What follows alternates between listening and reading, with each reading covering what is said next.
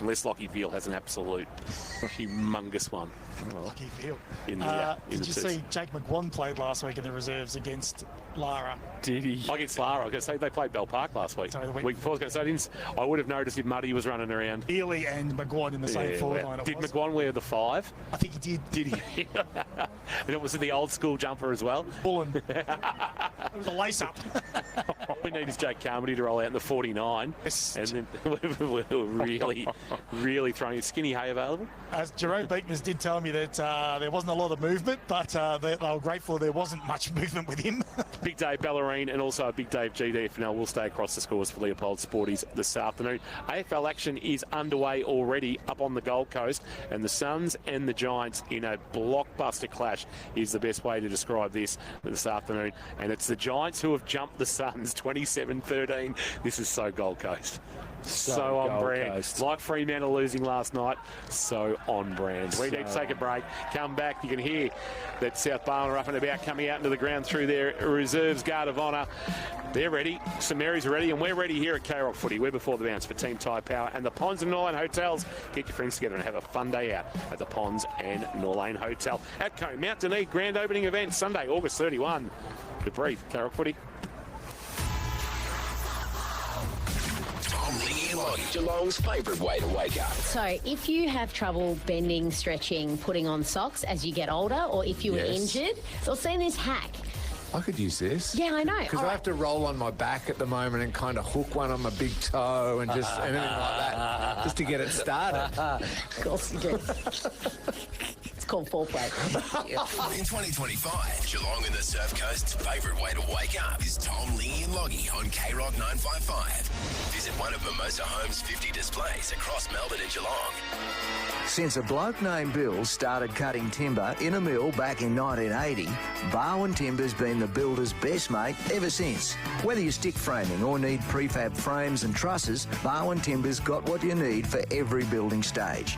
Geelong owned and operated with trade quality products in stock, ready to go. Barwon Timber, Fellmongers Road, Breakwater. The team that builders just keep coming back for. I'm going down to Barwon Timber. Great news, Torquay and Warm Ponds. KFC is now open in your part of the world. Drive through, takeaway, or on your favourite food delivery app. KFC Torquay and Warm Ponds, now open. Did someone say KFC? When an emergency strikes, every second counts. This is my school. This is my school. This is my school. This is my school. This is our centre.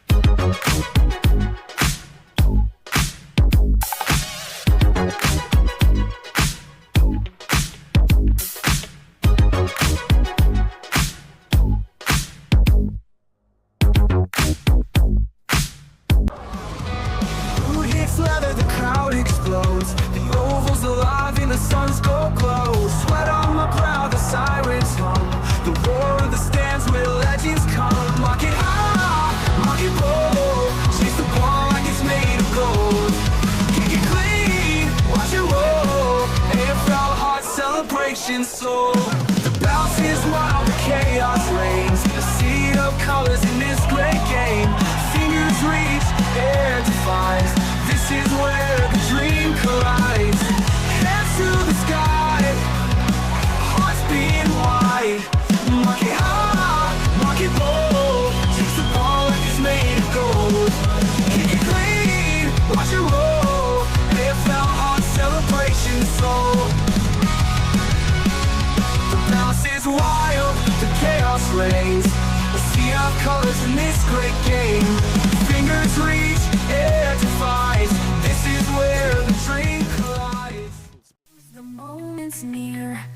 heartbeats pounding, you can feel the cheer. Take the mark, take the leap, we rise together, no defeat. Hands in the sky, feel the spark, we're chasing, chasing, chasing the mark.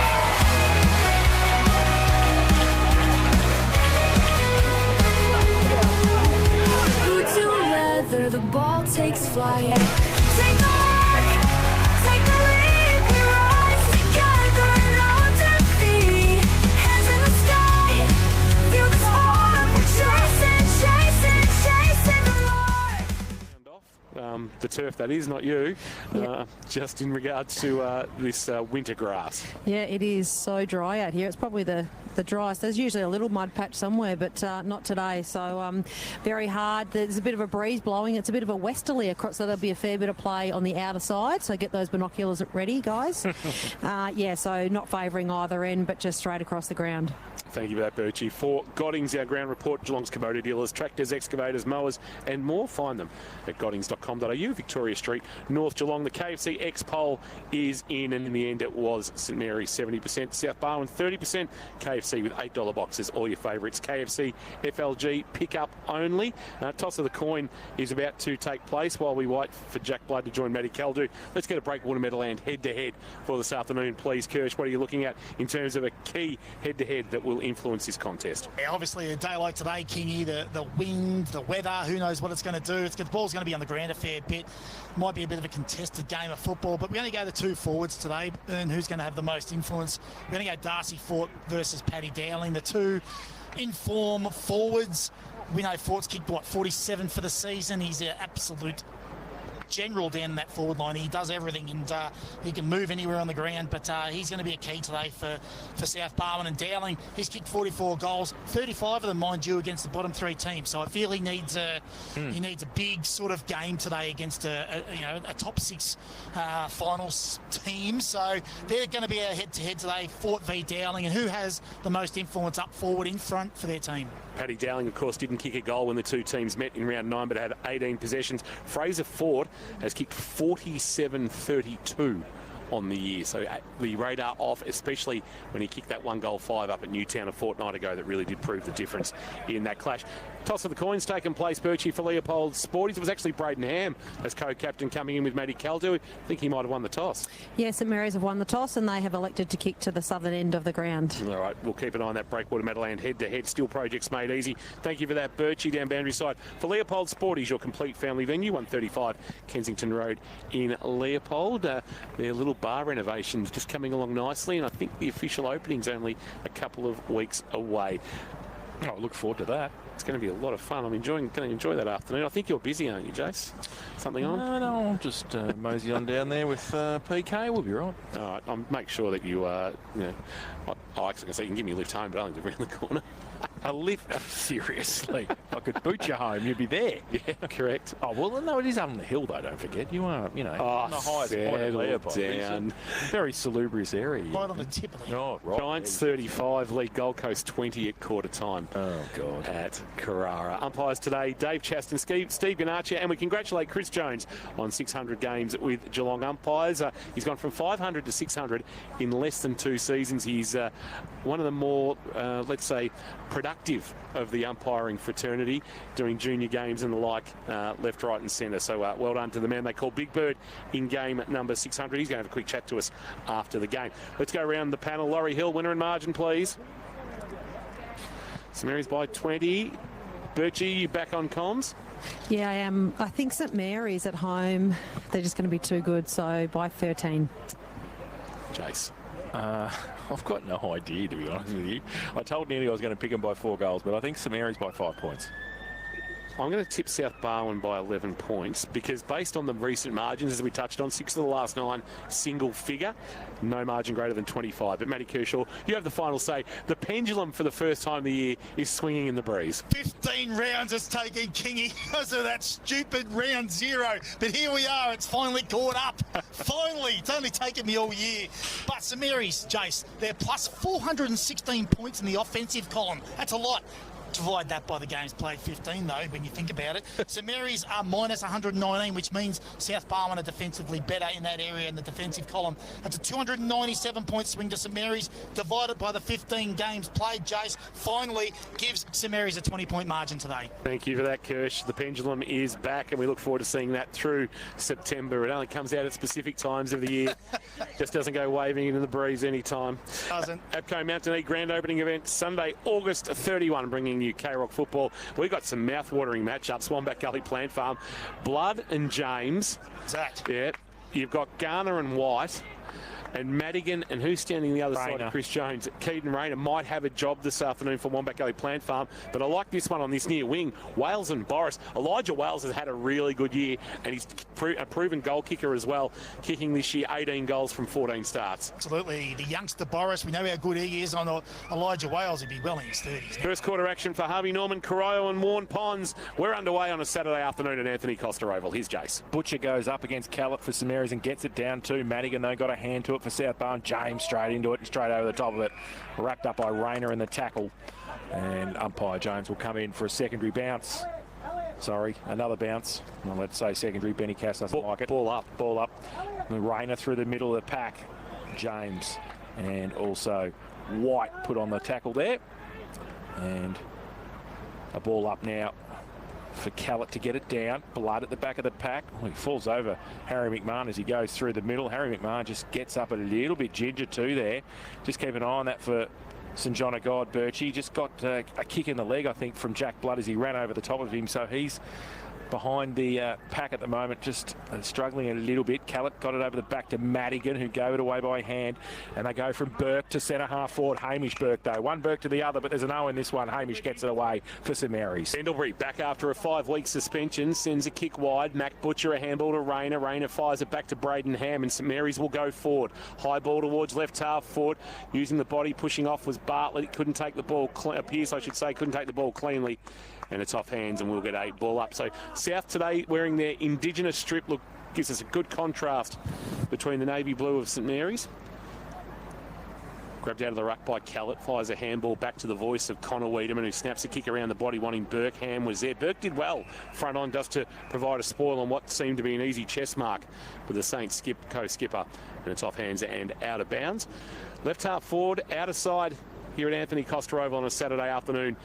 KRLFootball.live and AFL Barwon TV. Welcome to those watching through the screens of AFL Barwon this afternoon. Butcher in front, got it down for St Mary's. Blood tracks it towards the boundary line. Madigan in his back pocket sees he and the ball over the boundary line, right on centre wing and right in front of the scoreboard here on the eastern side of Anthony Costa Oval. A couple of the famous names at St Mary's watching the broadcast this afternoon from a comfort of a private room. Ray Digby and Jock McMahon, good afternoon to you, wonderful gentlemen. Callett got it down in the middle from the ruck contest.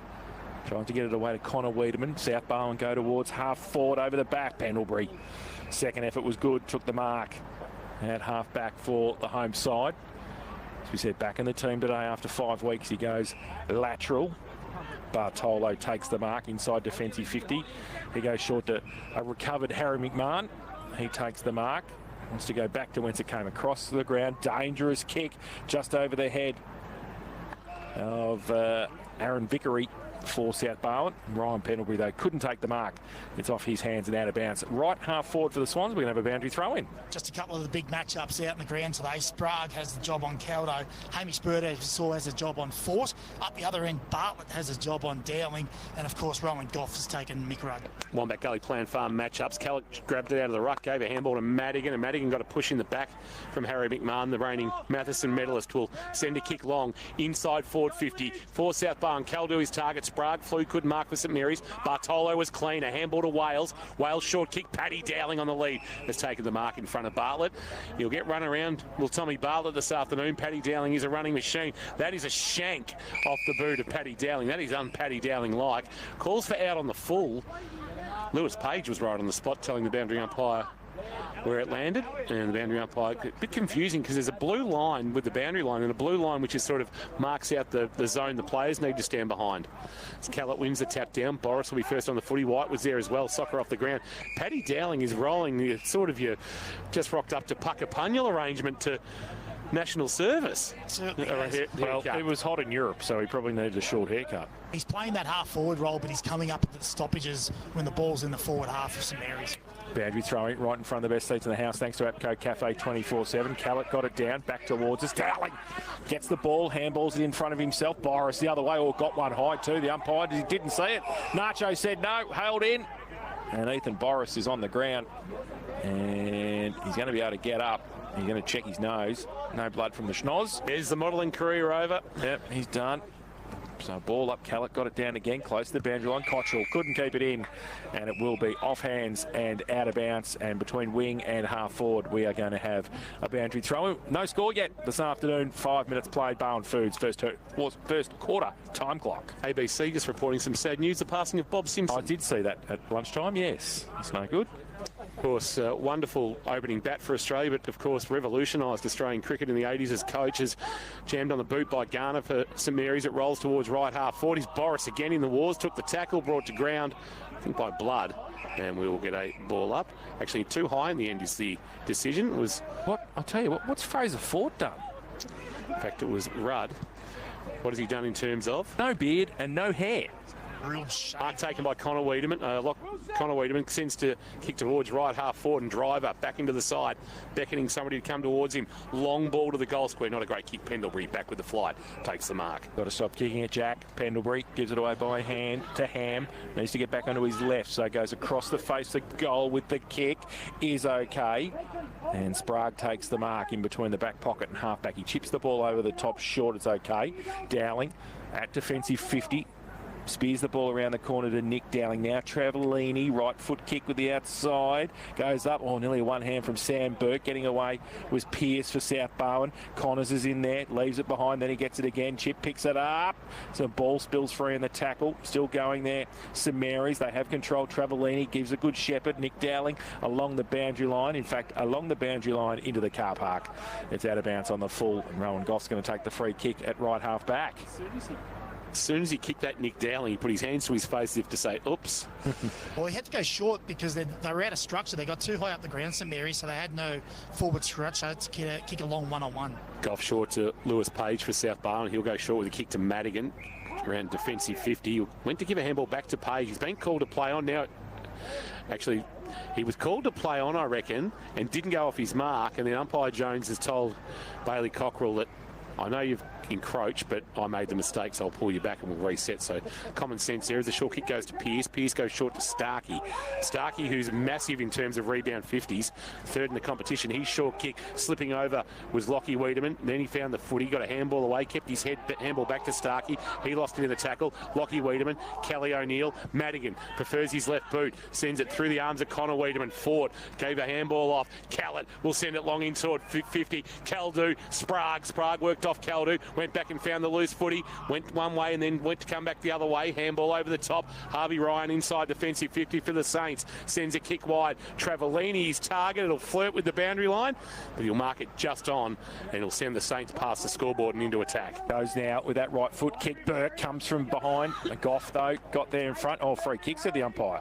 So Sam Burke's going to take it at left half forward for St Mary's. Did you see that, Kirsch? Yeah, just a little push. Yeah, Wasn't little much push. in it. So 50. And 50 as well. Umpire Ganachia says, Sam, you take the ball down to the goal line and kick a goal for St Mary's. And it will be a 50-metre penalty. A little bit of back chat, maybe. I think protected zone. Oh, right. Signal. Somebody ran in there.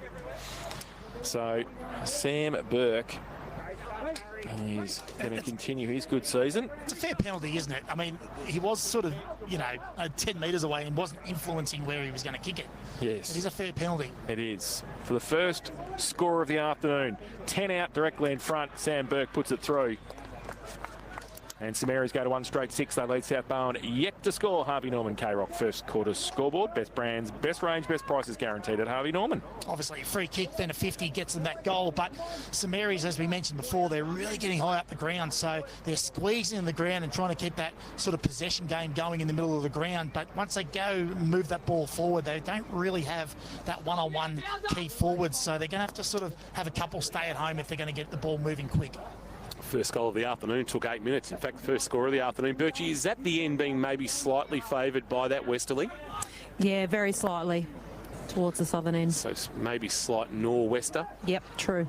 But not much to it as we wait for the ball to come back to the middle. Opening quarter action thanks to Harvey Norman, Corio and Morn Ponds. Best brands, best range, best prices. Guaranteed at Harvey Norman. Mac Butcher to go at it again. Big ask for him this afternoon. The youngster against Callett, who climbed high, won the tap down. Tracking the footy's Cockrell, the former Lara man with the footy. Sweeps a handball wide. Wanted Bartolo. Didn't get it there. White got involved. Handball off Page at the bootlaces of Elzinga. Didn't help him. Bobbling around. Cockrell came again. Tried to win the footy back. Lewis Page tried to steal it from him. Did so. Dribbled a kick about 15 metres inside 50. Vickery. Handball over the top. Burke to straighten up on his left and bang it through. They just kept surging it forward, the Swans. And Burke finishes the work. Vickery got involved. Lewis Page was important at times.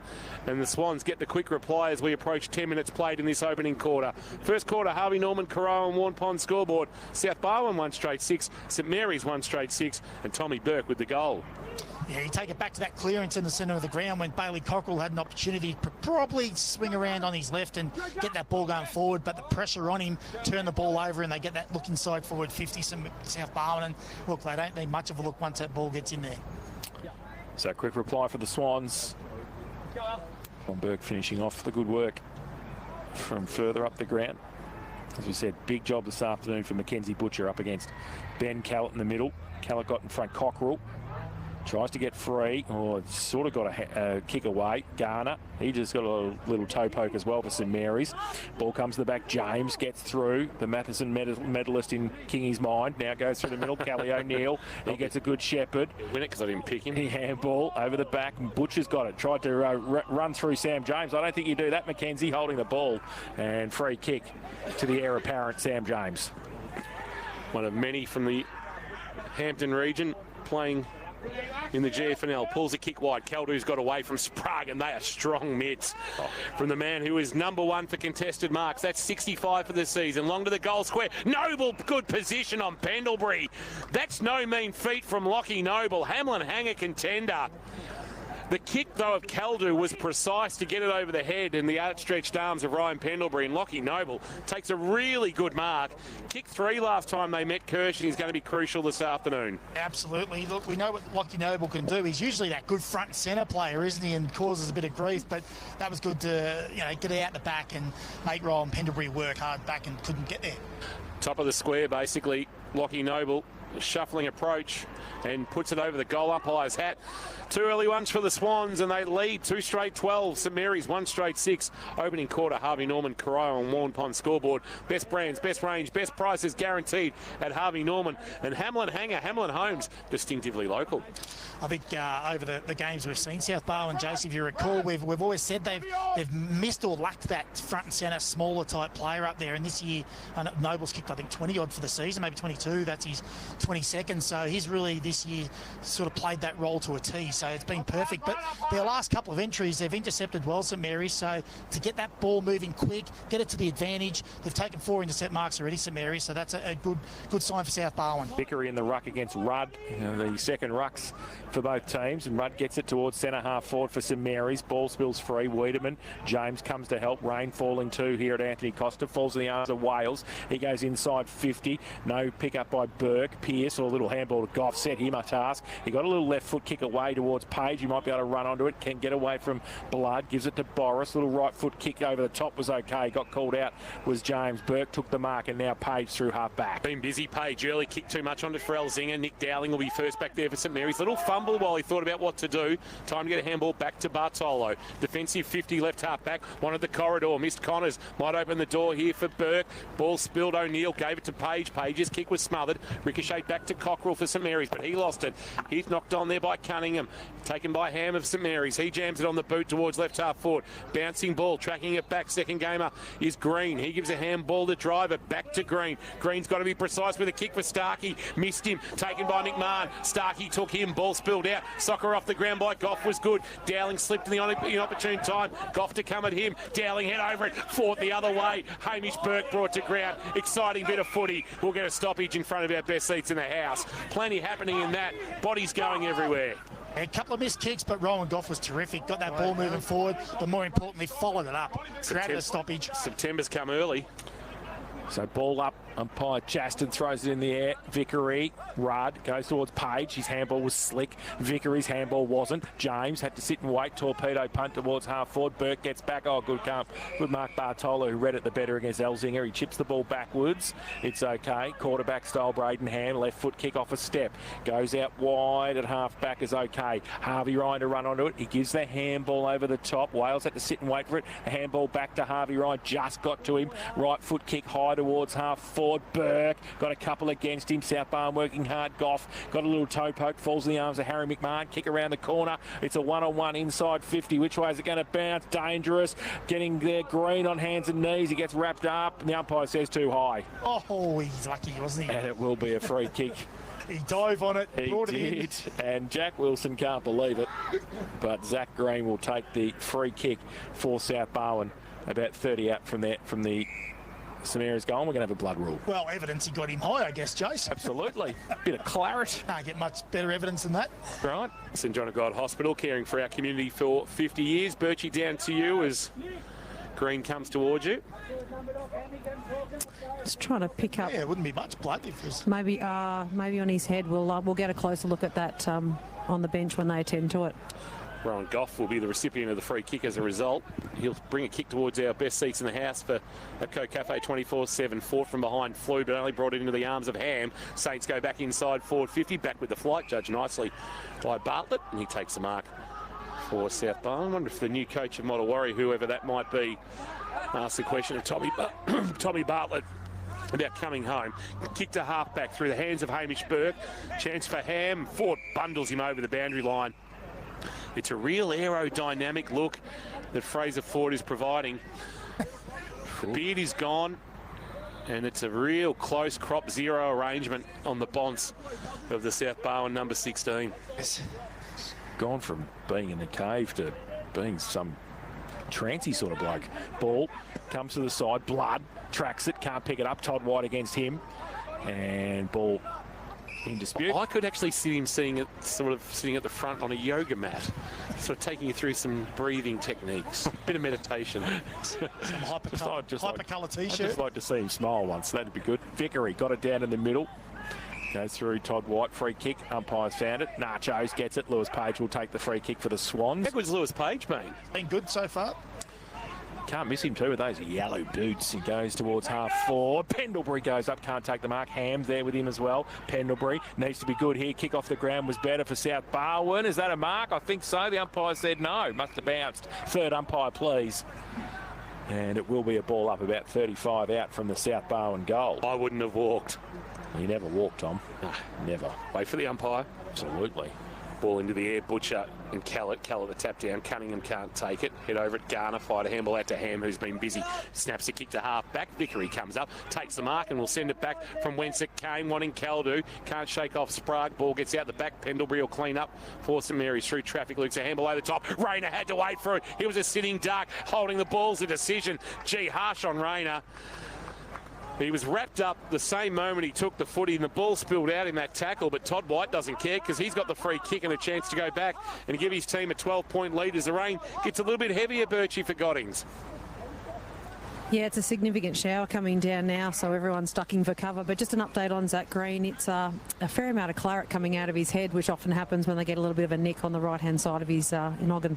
Todd White got very, very close to the man on the mark, but that hasn't impacted the kick. He puts it through, and the Swans have got 3. Todd White, not many goals in his career at South. Game 66 since coming up from the Hampton League. Just goal number 16, but 9th of the season, which is a career best for him in terms of goals in a year, and they go to a 12-point lead. 3 straight 18. St Mary's 1 straight 6. 18 minutes played opening quarter, thanks to Barwon Foods. Sells the freshest fish direct to you. Donga Road, North Geelong. Really important goals early, particularly with the rain coming down. Whilst the rain might stop, it's still going to be slippery conditions out there, and you can see already that they're slipping and sliding on the sort of burnt grass. So it's going to be really important to get those goals on the scoreboard early. Callett got it down to James, who got it to Todd White. Left foot kick around the corner. Ham across half back again. Left foot kick out wide. Looking for Garner. 201 today. And Jared Garner takes the mark just back end of centre wing. Jace Boris is ducking for cover for Pixel Sports Media. Soft, Jace, pretty soft. Oh, Birchie's right next to him too. Very soft. We'll be talking about that in the BRU. Ball goes towards half forward and off hands and out of bounds. And it will be a boundary throw in front of the St Mary's coaching box. Giants 43, Gold Coast 27, Carlton 12, Port Adelaide yet to score around the grounds for Leopold Sporties. AFL local footy, we're still half an hour away from anybody else bouncing. Ball back into play. Mac Butcher front position from behind. Keller won the tap down. Cockerell the roving for the Saints. He's brought down into Madigan and Cunningham tackle. A bit of a headband arrangement. And we'll get a ball up. There's lots of headbands in the South Barwon team. Yes. Not on Fraser Fort though. No. Cockerell tried to barge his way through and ping for holding the ball. That's his third sort of turnover or holding the ball in the last 4 stoppages. Madigan with the resultant free kick. The mustachioed one. Sends a long ball to a one-on-one. Once Fraser Fort, Pendlebury came off his man Noble. Lockie Noble's got to find a way to keep Ryan Pendlebury interested. Is that a fair call? Yeah, absolutely. And I suppose that air ball coming in is going to sort of favour Pendlebury in a way. But if you can get it into there quick to a one-on-one, then Noble could probably get him out the back, get that ground ball and make him real honest, I reckon, today. Kingy, that's a really good point. Boundary throw in. Vickery got it down to the front. Pendlebury's little left foot kick. Goes straight to the boundary line. Oh, here we go, Nachos. Bang! There it is. Insufficient intent. You called it early, Chase. Oh, I could see it in his eyes. I could see it in Nacho's eyes. His eyes lit up. It was like Highlight Park. Connor Wiedemann goes towards Fort. He's against Burke. Now Burke off front and centre. Was pretty good roving from Tom Burke. Missed it though. And I don't know what you're smiling about. Stupid in front. Boris, look at him.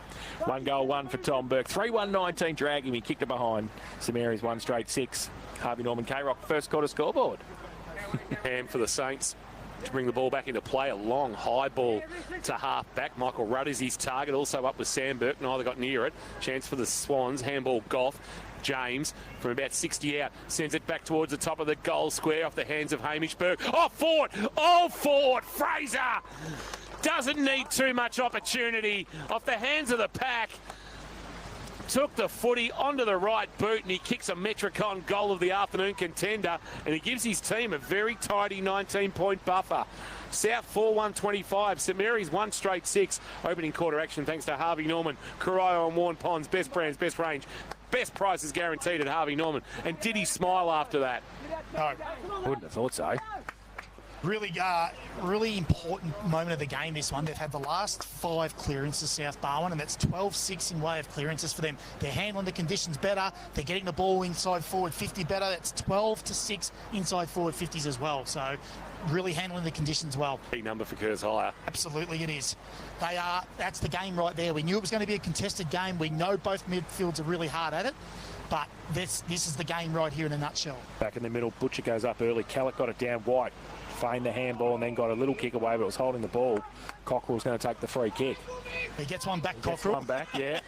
So Bailey Cockerell back into the centre square for St Mary's. Plays on. Right foot kick towards half forward. Goff gets across there, had his name written on. Oh, he could have. You big Mick Schultz double fister. He could have actually marked it, I think, Rowan. But he just pushed it Mick Schultz style out of bounds for a boundary throw in it. A right half forward for the St Mary's Football Club. Yeah, the first 15 minutes was there's a lot of intercept marks as well from both teams. That they weren't lowering their eyes going forward, but now the game's changed. It's going to be the defenders coming into play and those small to medium-sized players being involved. Madigan kept it alive at the boundary line. Maybe shouldn't have. Connors came up to find the footy. Head over at Paddy Dowling. Not a lot of room to move at the interchange gates right in front of us. Madigan, handball on the bounce. Cunningham did okay. Looped it over the top into the path of Fort. He'll fire a handball into the path of Noble. Had to wait for it to bounce. Now steadies himself. Sends it towards goal and finishes nicely. Noble's got 2. They just again surged it forward. They will not give up. And the margin now is ballooned out to 25 points. 5-1-31. St Mary's 1 straight 6 are stunned in this opening quarter for Harvey Norman, Corio and Warren Ponds. 23 minutes played, and it looks like it's a jumper change there for Zach Green. He's in the 26, Birchie, and he's got the head, he's mummified. Yeah, they've had to wrap a fair bit of bandage around that to stop that bleeding, and yeah, he was covered in blood, so no doubt, no wonder that he's got a new jumper on. We just spoke about Lockie Noble making him honest, Kingy, particularly if the ball hits the ground, and that was it there. They got that release forward handball. They got it inside forward 50 quick. They aren't mucking around with it. It's quite simple when the conditions are like this. You just get that ball moving forward. Butcher got it down. Madigan pushed off the football hold, said the umpire. Jack Blood cannot believe. Oh, it's a hold against South Barwon. So Ollie Flynn gets it and gives it away quickly by hand to Cockrell. Deep forward with the kick. Wilson got a hand to it. Falls in the arms of Sam Burke. He gets wrapped up. Held on to by Green. The umpire said play on. Ball still in dispute. Wilson comes in with a good tackle. Clearing kick from Jack Driver. Up the chimney. Garner at half forward. Does well. Takes the mark and plays on. Garns in game 201. 40 from goal. Right foot kick. Spears it towards the top of the square. No mark taken. Ball spills free and then kicked out of bounds. And it will be a boundary throw-in in the left forward pocket for St Mary's. Ollie Flynn is no Jan Mulvey. Every week we have to get Jan in. Missed across the face. Jan would have put that in the back of the old onion bag. But Ollie couldn't. Ball back into play. Vickery doing the ruck work. Sam Burke over the top, won the tap down. Front of the pack driver, dragged off it in the tackle by Paddy Dowling, who won the footy and then had it knocked away from him. Little handball out the side door. Vickery, the clearing kick might have been Driver jamming on the boot towards half back. It's off hands, out of bounds. Fraser Fort applauds the clearance work from the middle of the ground, and we'll get it thrown into play. Maybe Fraser knew that just he'd be weighed down with the rain on the beard. Maybe. You might be right. And just thought conditions don't suit. He's lost a couple of kilos without that beard. Ball back into play again. Double palm down by Vickery. Madigan, head over it, can't win it, but it's picked up by Kelly O'Neill. He freed the arms over his head. Page with the kick, that was cheeky. Oh. Down low, maybe a high contact, not paid. Didn't go 15, the kick. Green over the top. There's a saint at the bottom of all that. Whom is it? It is Elliot McDonald. Now we'll get a ball up on the front edge of the centre wicket area favouring St Mary's. Vickery got it down. Boris's little handball out. Harry McMahon, no, tracks it across half forward. Umpire says too high. Push in the back, whatever you want. Play on the call, said the umpire. Cockrell got it and goes wide, looking for Sam Burke. Had to sit and wait for it. Pearce right next to him. And the boundary line wins that contest. And we'll have a throw in right in front of the Don Matheson Pavilion here at the southern end of Anthony Costa Oval. Like the Ken Hinkley era is entering with a whimper more than a bang. Carlton 25 lead, Port Adelaide no score. Jeez. Carlton are no good. Well, Port Adelaide are worse. Yeah. Tapped down by Sam Burke for St Mary's, but the roving done might have been by James, jammed it on the boot. Ball spills for Harry McMahon, gave it to Harvey Ryan, and a diving attempt to mark by Paddy Dowling on a kick that, fair to say, struggled to go to 15, has been paid. And Paddy Dowling will go back and have a shot on a much-needed goal. 5 consecutive for South Barwon after Sam Burke opened the scoring courtesy of a 50-metre penalty at the 8-minute mark. It's been all South Barwon, and Paddy Dowling needs to go back and convert this in game 99 at senior level for the St Mary's talisman. Kicked 191 goals, so going at the best part of 2 a game. Through his career, he is one of the most exciting talents. We love watching Paddy Dowling do his stuff in the 23 for the Saints.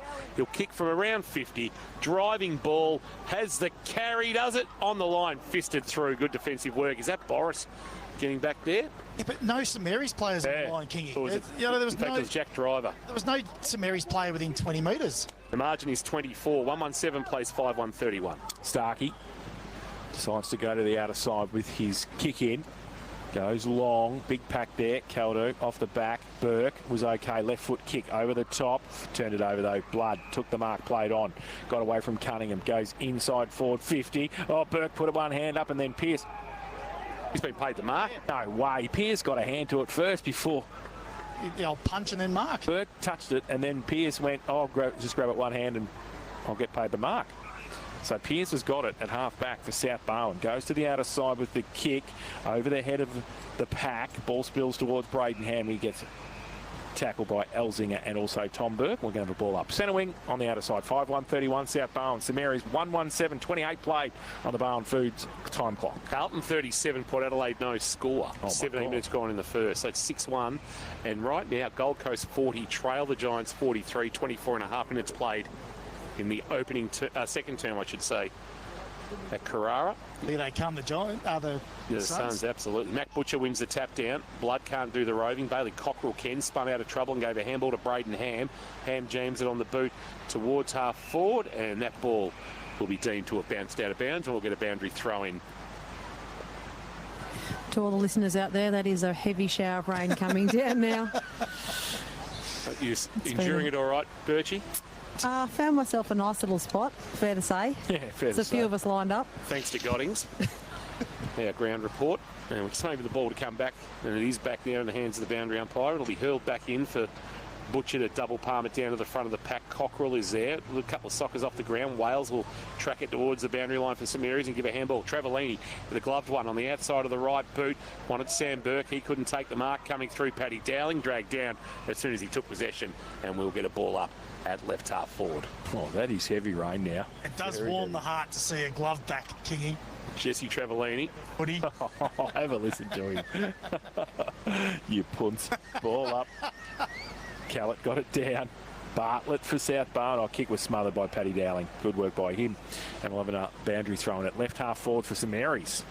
Fair to say this quarter's gone a suitable amount of time. Throw in. Oh, whack. Callett. Butcher. Sorry, the Coal Lake people. Neither. Get it down, really. Cunningham falls towards him for South Barwon. And across towards James on hands and knees. He dragged that in. Hand put the tackle on. The umpire said play on. And it will be off hands and out of bounds. And a boundary throw in across on the eastern side of the ground, right in front of GMHBA Stadium. Fair to say the Cats will be thrilled with this, as any crowd might have been considering AFLW this afternoon and going, I'm not going. Yeah. So we're getting some discussion out there between boundary umpires and field umpire about what's taken place. It's out in the full, and there'll be a free kick to St Mary's. Bailey Cockerell will take it in front of the scoreboard that shows his team trailing by 24. He pulls a kick towards half forward. Nick Dowling, a big flyer, Hamlin hanger. Up went Nick Dowling from the side. Nobody saw that coming. And Nick Dowling says, do you know what, Paddy might be talented, but I got a little bit too. Hamlin Holmes distinctively local. That's a wonderful mark from Nick Dowling. He also said, Jesse Travellini, you don't need a glove. That's what he said.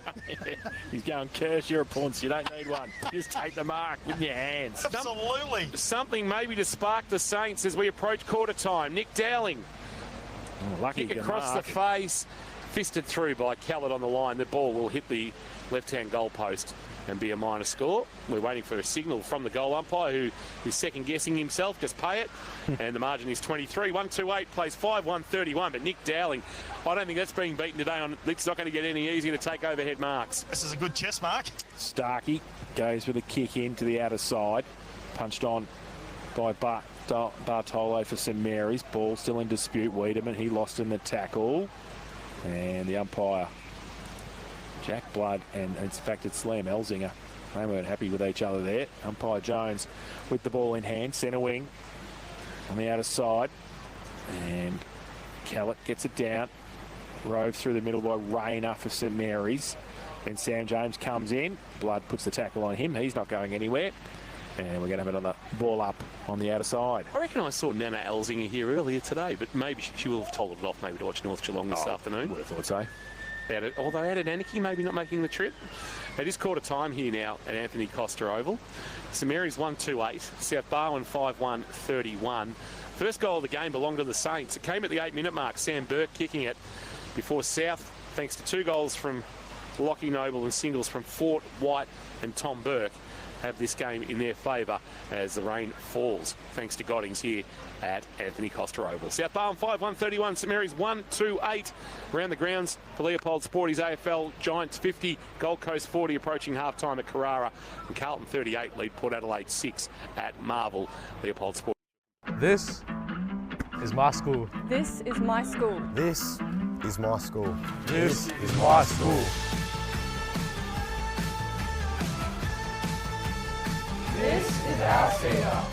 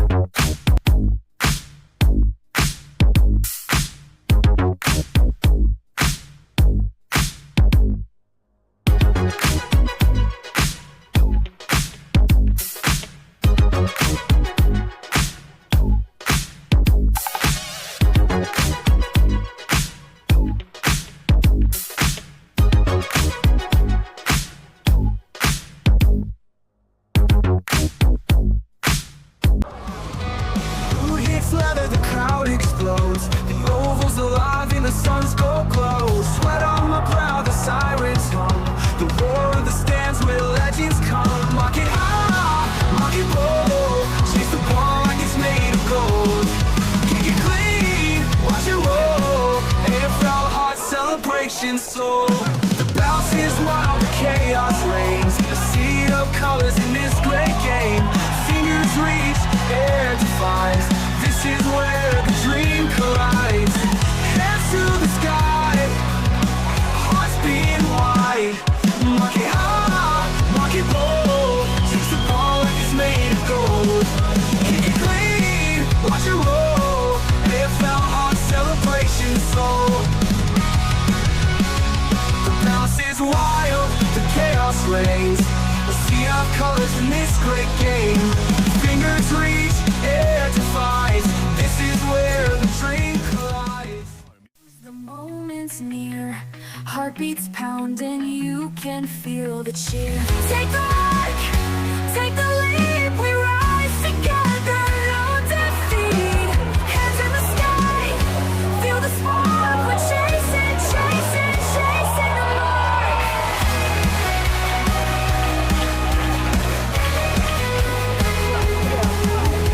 Boot to leather, the ball takes flight.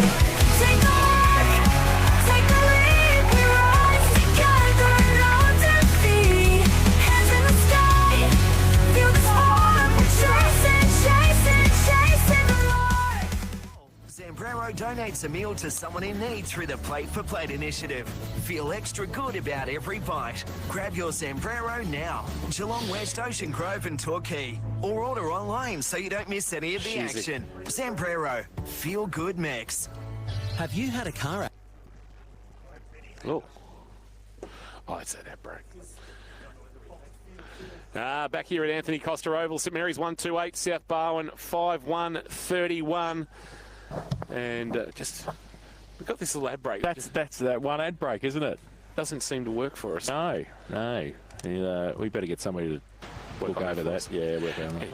Anyway, we're here. Anthony Costa Oval on a, what are we? Saturday afternoon.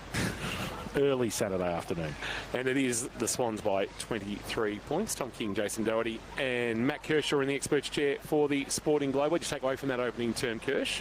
Well, it was a game of sort of the first 15 minutes was played in sort of relatively good conditions, and obviously when South Barwon were going forward, St Mary's took a couple of intercept marks and looked to control the ball in their back half. But it was when the rain came down and South Barwon really handled the conditions better. They had those 5 or 6 clearances in a row that resulted in inside 50s, and they went to work inside forward 50 with Noble hitting the scoreboard a couple of times, and they just made the most of their opportunities when they went forward. At the other end, St Mary's didn't really get as many opportunities, but late in that quarter and probably the last 5 minutes, they controlled the game a little bit better. I think themselves had 4 clearances in a row, which resulted in some inside forward 50 opportunities, and we saw Dowling take that mark inside forward 50, but they're just not capitalising when they go forward as well. So South Barwon handling conditions. We said that this game was going to be a contested ball game, and particularly with that weather now, and it's going to be slippery all over the ground. And South Barwon, they've just handled it a bit better on the inside, getting the ball forward. They're not mucking around with it. South Barwon are just getting inside their forward 50 enough. It's 14-11 inside forward 50s with South Barwon. Clearances was the big one. They were 14-10 up, but like I said, St Mary's got the last 4, so they were actually 14-6 at one stage. So they had some real dominance in that area. Marks inside forward 50, well, they're going to be at a premium today. They both average about 15-16 inside forward 50, and it's only 2-1 in favour of South Barwon today. So those bigs are going to have to bring the ball to the ground, and like we said, the Lockie Nobles are going to have to make the most of their opportunities. Intercept marks early, 5-3. Both teams very good in that area, St Mary's way. But the game will change a little bit now, and I'd expect that St Mary's will probably get that old wet weather talk where they've just got to get the ball forward inside their forward 50. The key numbers, of course, thanks to Kerr's Hire, 100% locally owned and operated in Geelong. Quality equipment for hire and sales. Jane Birch is down boundary side for Leopold Sporties this afternoon. We'll see which huddle that Birchie's found herself at. I think she might be just waiting for Mark Neal to emerge from his huddle. He'd be very happy with what he's seen. 23 points the margin at quarter time. Down to you, Birchie. Yeah, he certainly was. Seemed very pleased in the huddle just then. Neil, a really great start by the boys. Energy, positivity, and that tackle pressure was outstanding. It was. We're really pleased, and that's the players have the key to the club, and that's what they said they wanted to bring, and they did it for the first quarter. And also that that intent just to go fast, get it forward. That forward release handball was outstanding and a real feature. Ended up resulting in a number of your goals. Yeah, it is, and you know we love playing against the Marys. They're always really close tussles, and we feel that both sides want to play quick, and it does put the back six under pressure, whether it's them going quick their way or us going quick. So that's the way the game will be played. Good luck, Neely. We look forward to what unfolds. Thanks, Perchy. Mark Neal there, the coach of South Barwon, joining us thanks to Leopold Sporties, your complete family venue. That break seemed to take a little while, but either way, we're back into it. Second quarter action thanks to Sheen Panel Service. Get $7.50 off your excess with Sheen Group. T's and C's apply. Just waiting for the last of the crowd to make their way off the ground. And Toymac crowd's just starting to queue up at GMHBA Stadium for AFLW. Bounce on that clash at 3:35, and Carrock football tomorrow from 2 o'clock. Carrock 955 and carrockfootball.live. AFL app for the Cats and the Swans. And just waiting for the last of the crowd to leave. Paiganacci just trotting off into the forward pocket, just checking that, make sure everybody's... There's a big crowd here, but you wouldn't have known it though. At the huddles. No, there's about 6 people there at each. There's no way they're coming out of the Don Matheson. Here's second term action. Here's Jace. So it's going to be Mackenzie Butcher up against Ben Callett, and Callett gets it down. Todd White up the chimney with that one. Todd, that's not going to be a mark play on the call. Callett got a hand to it.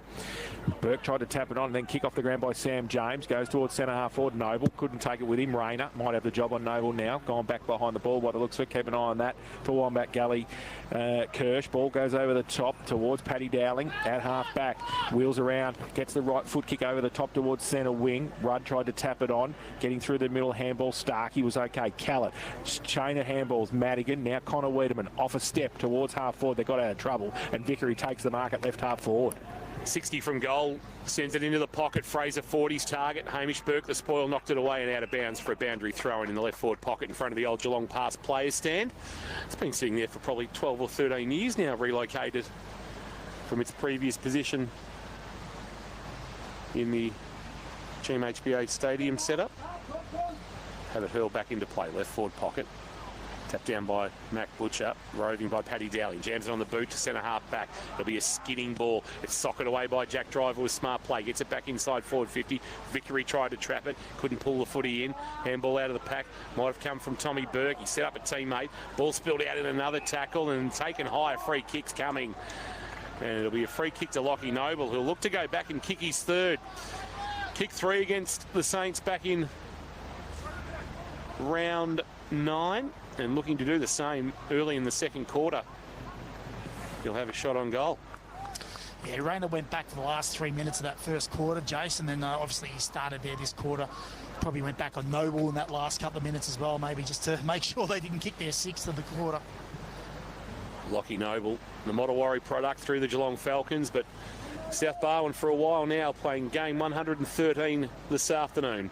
2 already.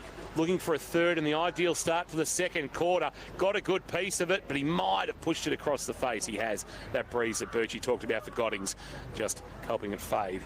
And it's through for a minor score. The margin, though, 24 points. South Barwon 5-2-32. St Mary's 1-2-8. 2 minutes played on the second quarter. Carrock Barwon Foods time clock. Sells the freshest fish direct to you. Donga Road, North Geelong. So Bradenham, the kicking in duties, plays on, goes to the outer side. Needs a mark going up.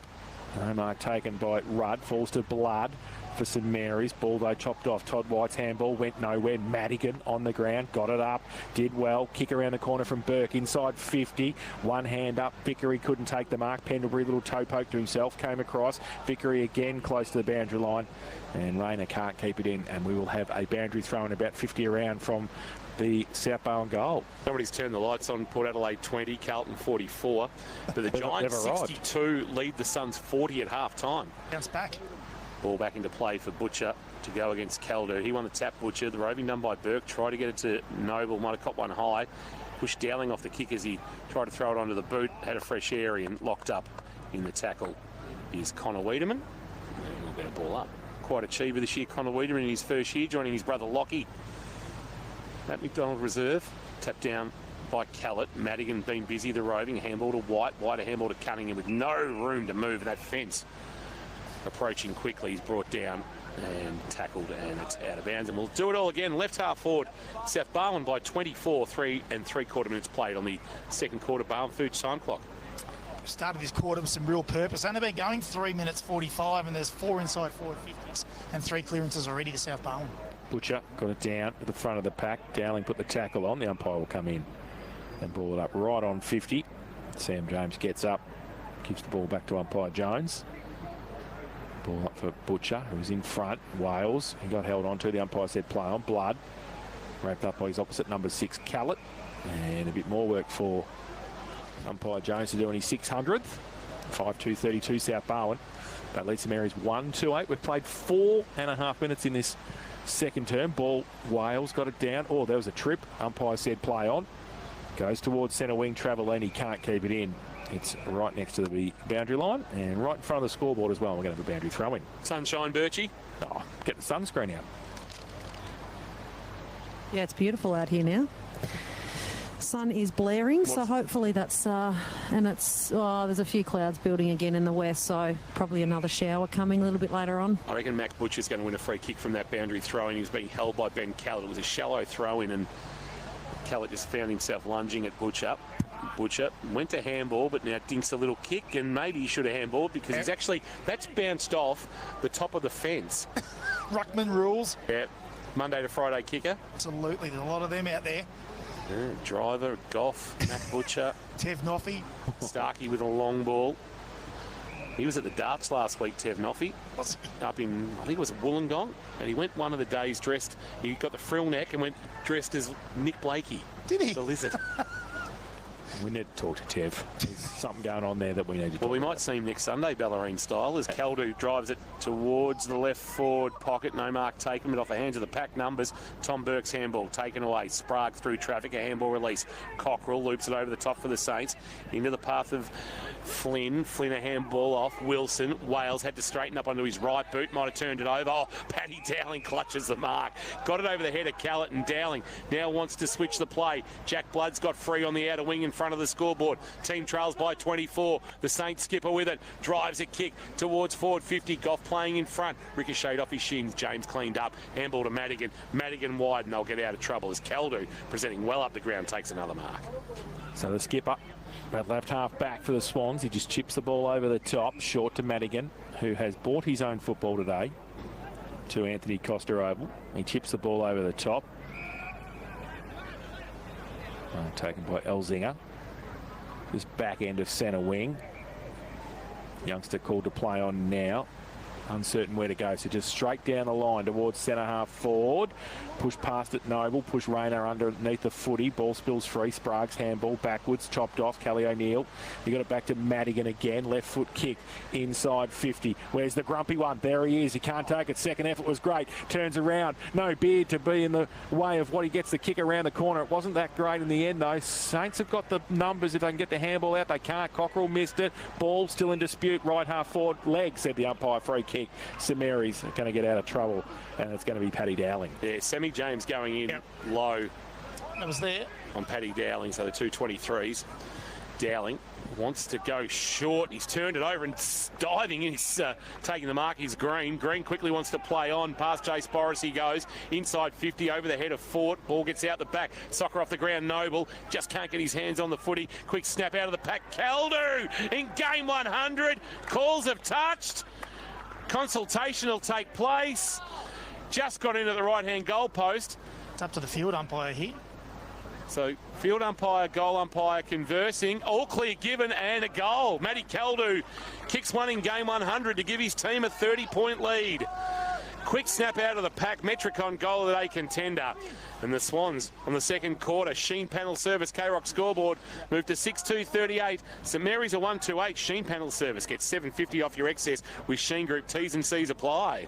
Well, it was good play by Green just to move the ball forward quickly because it didn't give time for St Mary's to get any numbers back there, particularly their middies that have been drifting back into the hole, and they just got some one-on-ones. The ball hit the ground and they got to look at it. And the big fella did the roving below his knees. He was terrific, Calvado.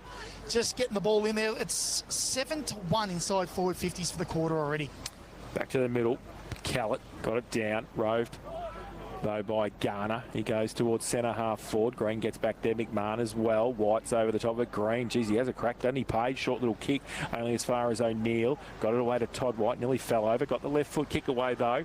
And they're calling him for insufficient intent, and it's a boundary throw-in. Oh, Nachos would have paid it. So White with the kick around the corner. It's on centre wing on the outer side. Anthony Costa bathed in sunshine. What a beautiful afternoon for footy. Birchie certainly appreciating the respite from the showers that have dogged a lot of the afternoon here. So the breeze has actually dropped. The trees aren't blowing like they were before. Callett won the tap down. Bartolo had a fumble. He'll come again and pick it up nicely off the deck second time around and then kick on his left. Too much on it for Blood. Attacking it but leaving it behind Driver. Bartolo comes the other way for the Saints. He's brought down by Callie O'Neill at the point of the square at right half forward, and we'll get a ball up. You're right, Kirsch. That wind has disappeared altogether with that last shower, which is great. Hence why my fingers aren't turning blue yet. Callett had 2 goes at it against Mac Butcher. It fell for Callie O'Neill, who gave a handball to Callett, swept it wide, wanting Todd White, couldn't run onto the ball. Garner coming the other way, dragged off the kick, got it about 15 metres. It'll roll into the waiting arms of Blood. Blood with that typical little shimmy that he tries to draw the free kick for too high, and Burke wasn't falling for it. He got him down low enough to bring him to ground. We'll get a stoppage. That is Jack Blood's MO, isn't it? That little drop at the knees. He's also St Mary's grumpy cat, I reckon. Yes, I agree.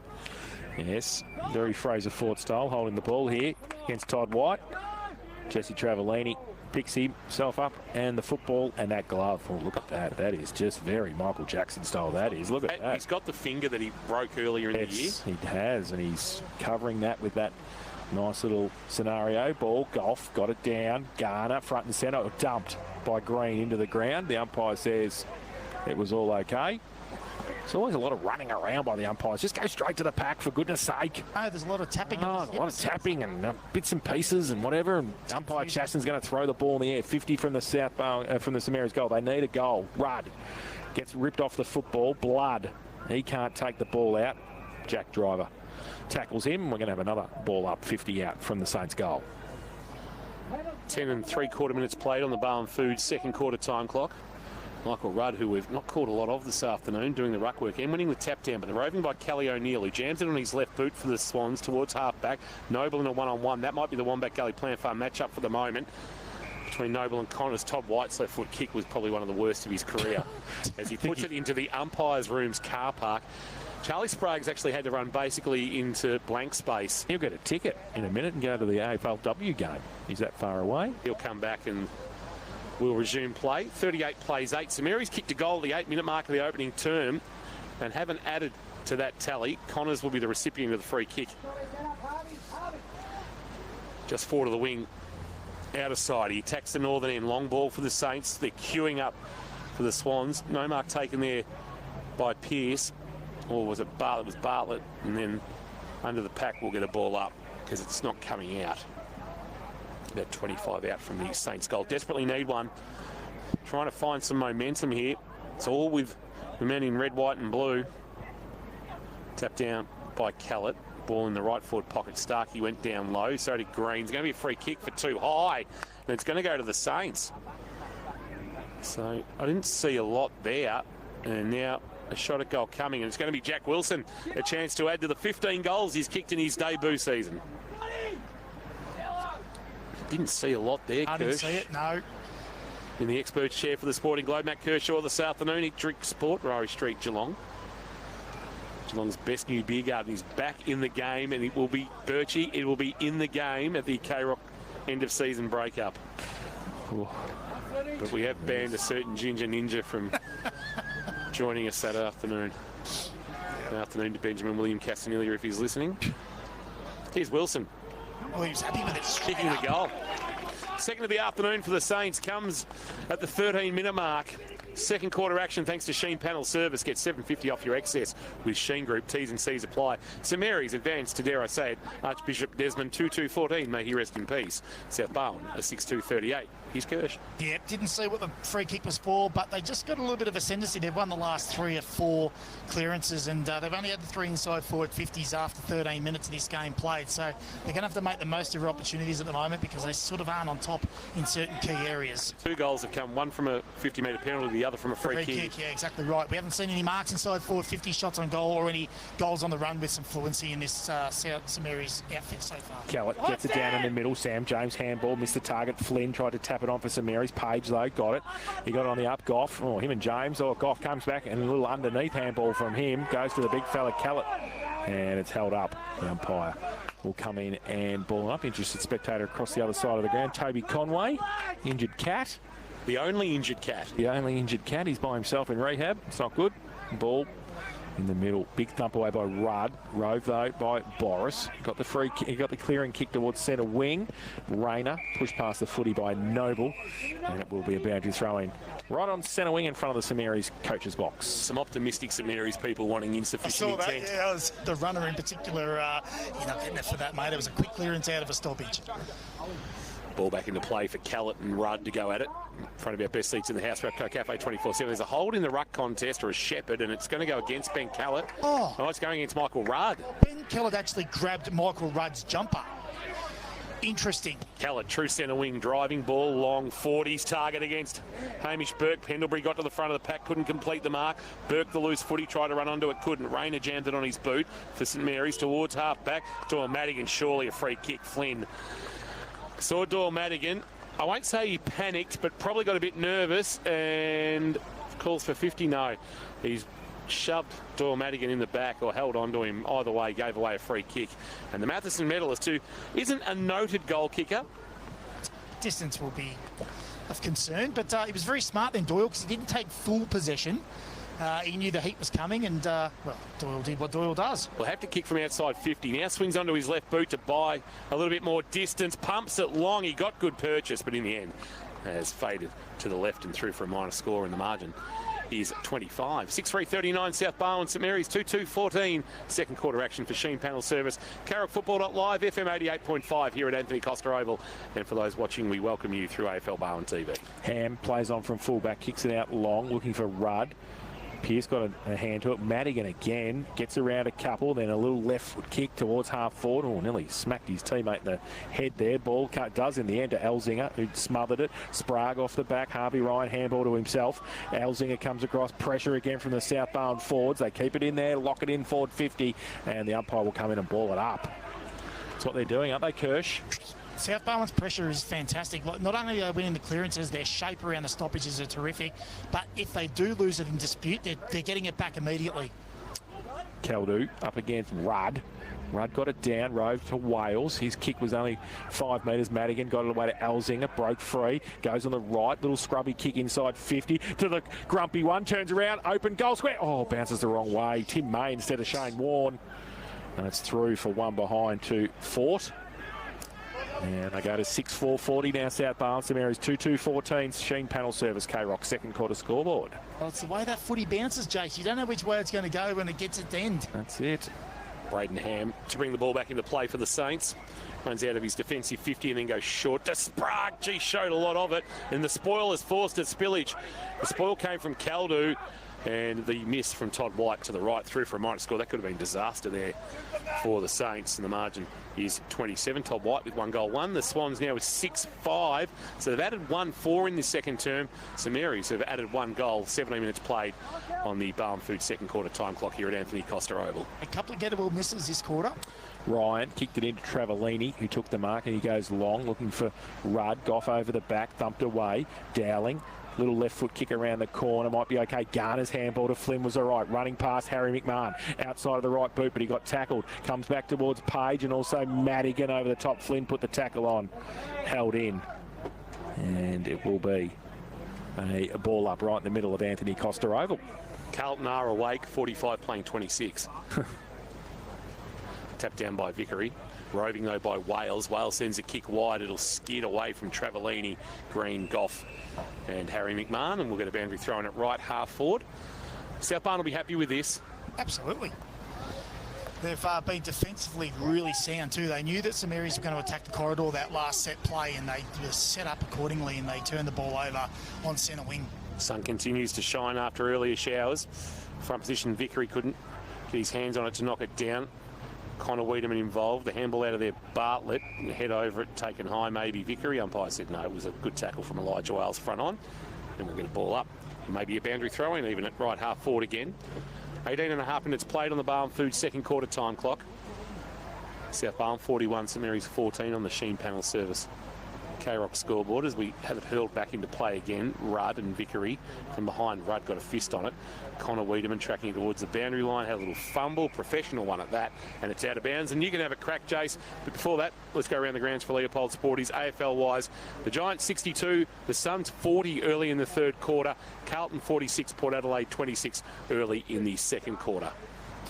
So boundary throw in at right half forward for the Swans. Rudd got it down. Close to the boundary line. Dowling across there. Connor Wiedemann there also for South Barwon. So he sees it over the boundary line for another boundary throw-in. On far. Has not. Has not. Still at right half forward. Maybe gained 1.5 metres. The Saints. Boundary throw-in for Vickery and Rudd. Vickery in front. Gets it down. Wales at the front of the pack. White hassles him. Ball still in dispute. Held in. Garner tried to come over and help as well. Umpire Ganacci will come in and ball it up. 2-2-14, St Mary's, South Barwon 6-5-41. We played 19.5 minutes in this second term on the Barwon Foods time clock. Rudd from behind winning the tap down. And the ball still at the point of the square at right half forward for St Mary's out of sight of the ground. And we will do it all again. They queued up Birchie in front of you. St Mary's got 4 players waiting to come on, and Kelly O'Neill and Lockie Noble looking to return to the fray. Vickery a handball over his right shoulder. It's not going to end up well because Paddy Dowling's going to give it to Rudd. Rudd from a standing start sends it inside 50, and Jack Driver across the front of the pack takes a wonderful mark. Hamlin Hanger contender from the 33, and now he wants a long ball, and it's a good ball. Vickery though on the juggle took the mark, turned, kicked. Boris is going one way, Elzinga the other. Spoiled away from Elzinga. Boris hits it off the front of the pack at pace, runs to 52, pulls the kick, not his best. It'll skid away into the left forward pocket. Sprague will be first there. Get a little block from Harvey Ryan. Sprague though out of fresh airy. Ryan to pick up the loose footy. A handball back and then the clearing kick from Ham. Back with a flight. Ollie Flynn went with the spoil rather than the mark, but he might have put it into space for Wales. Runs onto the loose footy. Handball flipped over the top. Cockerell didn't take possession. Just knocked it onto advantage. They're surging it forward here. McMahon back to Cockerell. Cockerell a kick inside 50. Sam Burke the target. End-to-end footy. End results with Sam Burke taking the mark for the Saints. Doesn't want a shot, wants to chip it short to his skipper, and Jack Blood, not for the first time broadcasting St Mary's games have we seen Jack Blood bob up in the left forward pocket for a shot at goal. So the turnover, Ethan Boris's kick going inside forward 50, would probably let him down. He could have kept running, Kirsch. Yeah, I think so. And Caldo fell as well, so I'm not sure whether the ball would have got to him anyway, but yeah, the kick probably deserved that a shot on goal. Could be a 12-point turnaround. Instead of going 33 to the good, this could come back to 21 points, and it will. So Jack Blood makes the Swans pay for a turnover. Bailey Cockerell important on the outer side. 6-5-41 now plays 3-2-20. Sheen panel service, second quarter. K-Rock scoreboard. The Swans leading the Saints and in the experts chair for the Sporting Globe. Here's Matty Kershaw. Well, it was the first time we've really seen, whilst there was a rebound 50 turnover, it was really the first time we've seen some transition by St Mary's, that they've gained possession through that sort of corridor section of the ground and got it inside forward 50 with some real threat. And well, they've only had the one mark inside forward 50 for the day, and they've had 2 in a row there. So better play for St Mary's, and might be the start of something to come for them. So back to the middle. Callett up against Butcher, who went early. White did better, got it down towards centre half forward. Caldu's handball, bit slick, nearly came back to himself. Sprague, his handball chopped off. Cunningham, he lost it as well. He picks it up again though, and then gets ridden into the ground. Umpire says play on. Madigan in the middle, great work. Off a left step to Callett, gets it to the top of the square, punched away front and centre. Great from Caldu, kicked it around the corner and through for one behind to the skipper. So 1 goal, 1 his personal tally. And they go to 6-6-42 now. South Barwon, they lead St Mary's 3-2-20. Sheen panel service, K-Rock. Second quarter scoreboard. Everyone was fumbling the ball on top of 50, then Jason, in come Doyle Madigan, clean like it was the driest day going around. Ham sends it towards the outer wing, flying, not taking the mark was Connor Wiedemann, and as soon as he's wrapped up, the umpire quick to blow the whistle, which is smart, and just get things moving. Quickly comes on, in and throws the ball up. Butcher and Callett go at it again. Todd White jams a loose footy onto his boot, tracking it is Rayner, couldn't keep it in front of him. Cunningham. He pulled that in. That's going to be holding the ball, I reckon, and that's a good decision. Cunningham dived on it, pulled it in, and as a result, couldn't get rid of it. And Cockrell, the resultant free kick, a handball. Travellini, Saints are surging at the moment. Kick to half forward, being held. Surely a free kick for Dowling won't come. That was Paddy. And then the ball bobbles towards the wing for Travellini. And he's wrapped up by Green. Ball spills out, and then it's going to be a free kick for a hold that'll be taken by the Saints on the outer side. Just feel there's a momentum shift for the moment. Absolutely. They're just starting to win a couple of those 50-50s and just starting to get, like we said before, a bit of ball movement, transition by hand, just starting to hit their targets. They do. Rayner gets it to McDonald at half forward. He goes inside 50 with the kick. Looks for Wilson in front, though. Was that a mark? Umpire said yes, it was. And it was Paddy Dowling. And he takes the mark in the Paul Peck / Lockie Peck pocket. Interesting one for you, Jace. Charlie Sprague just got a little bit of disorientated and just ran straight off the line here. Is that similar to last week's incident? Well, he has had vertigo through the years, so maybe he just copped a bit there. And yes, he didn't run through the interchange bench. But anyway, Dowling's left foot kick, turns around the corner, kicks the goal. Paddy Dowling. Only Paddy Dowling could do that. From the right forward pocket at the northern end, he puts it through for his first of the afternoon and the fourth for St Mary's. 4-2-26. They trail South Barwon 6-6-42. Sheen panel service K-Rock. Second quarter scoreboard in the expert share. Thanks to the Sporting Globe. Here's Kirsch. No, we've spoke about it probably for the last 7 or 8 minutes now, that momentum swing, and it's just about that ball inside forward 50 in their delivery. They've had the 3 already this quarter for marks inside forward 50. The game is drying out. The ball's getting a little bit easy to transfer from one end to the other, and that's what they're doing at the moment. St Mary's getting their running game going. So South Barwon have been really defensively good all day. They need to get back on the horse here and get a little more defensive one-on-one. Umpire Ganacci puts it into the air. Butcher went high, won the tap down, but Madigan's going to do the roving. Free kick going which way? Row by Justin. Well, against all Madigan. It was a non-controlling umpire who paid it. Garner, handball off. Ham sends a kick wide and puts it onto the chest of Harry McMahon. McMahon will cut back inboard, send a kick to the corridor, looking for Rudd back there. Callett landed awkwardly after knocking it down. Soccer off the ground, rolling ball from McDonald. Will miss to the left and through for a minor score. Jan Mulby, once again, would be very disappointed. McDonald with the minor score, but St Mary's surging in the second quarter. 4-3-27, South Barwon 6-6-42. Short little kick in came from Rowan Goff. He gives it to the Monday to Friday. He kicks it across driver, kicks it to Sam James. He goes down the line towards half-back the kick over the head of a couple. Bailey Cockrell, I think it might have been out of bounds on the full anyway. No, he took the mark, so he will take it at right half forward. Cockrell puts to the top of the square, needs a mark. Dowling in there off the side of the pack ball. Pearce just got free. Oh, second time he didn't, did he? Yes, the umpire said it was okay. James, he didn't. Garner came in and put the tackle on. And Jared Garner will take the free kick, and he chips the ball over the top. And he finds Jesse Travellini in the Paul Peck / Lockie Peck pocket. And he is no Paddy. Oh, there he is. There's the great Lockie Peck. He just pointed to that pocket too. That's it. Just a reminder, is he still around? Lockie kicks goals for fun from that pocket. Don't worry about that. But he's going to see if Jesse Travellini can do a little bit of Peck magic in the right forward pocket. I wonder if Jesse Travellini's getting called Michael Jackson with that glove. Oh, without a doubt. No doubt about it. He comes in with the outside of the right boot, and he kicks it behind. Jeez, he liked it early. I liked it early. But it's only one behind. 4-4-28 St Mary's, South Barwon 6-6-42. Sheen panel service K-Rock second quarter scoreboard. Back in your box, Kershaw. Absolutely. Would have been goal of the day. Don't worry about that. For Metricon. Visit the Metricon display home at Armstrong Creek Warralilly Estate, just off the Surf Coast Highway. It's over there. Yes, the interchange. They're just a guide. Yeah, just a guide. Kick in from Starkey, wants the corridor. Kelly O'Neill's got to be good here, and he is. Takes a good overhead mark. A true centre half back. A handball off Madigan. Madigan will sweep a kick wide, and Goff will come up and present. Broken down a little bit from here in this second quarter, it's fair to say, have the Swans. Fourth presented, he ignores Zach Goff, the awkward kicking style, sends it towards half forward. Vickery flew. Spoil came from Hamish Burt. Fort was great below his knees. Handball, he wanted to get to Cunningham. Cunningham maybe tackled without it. Umpire said play on. Chance here for the Saints. Dragged down was Travellini. Got a handball while sitting on the ground. Wiedemann took it. He was dumped in a tackle, and we'll get a ball up. That's Lockie. It was brought down right in front of the scoreboard as the rain starts to fall again, Birchie, thanks to Goddings. Yeah, it does. So the ball up. Yeah, it does. Kellett got it down. Madigan was great again. Page's handball didn't hit the target, which was Boris. He might be able to run it. Kick off the ground. Mulby style goes to half forward. Does well. Little toe poke by Caldo as well. He gets it around the corner in front of the Don Matheson Pavilion. Handball to nobody in particular. Ham got it away for St Mary's. Now they've got the numbers at half back. Oh, that's just a weird kick, but it was okay in the end. McDonald made it better than it looked.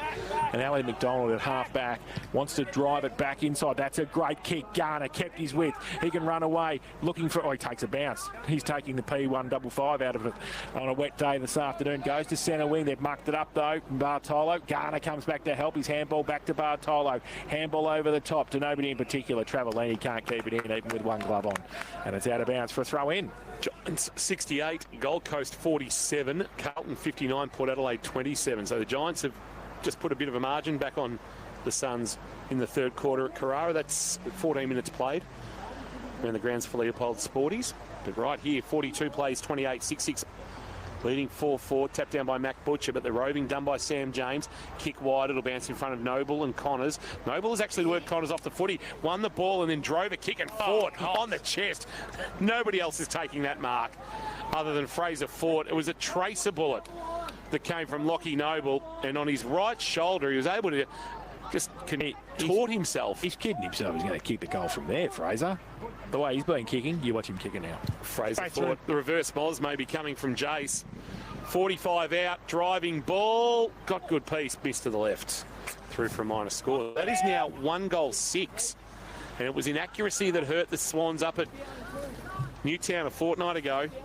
6-6-42 becomes 6-7-43. 4-4-28, 30 minutes played. Barn Food second quarter time clock.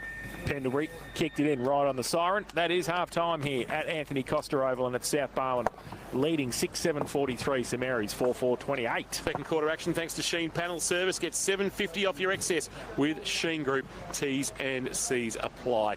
15-point lead. It was as much as 30 when Matty Caldu goaled at the 8-minute mark, but 3 goals to the Saints has pulled that margin back to 15 points. A little bit of discussion out on the ground. I don't think anything to make of that.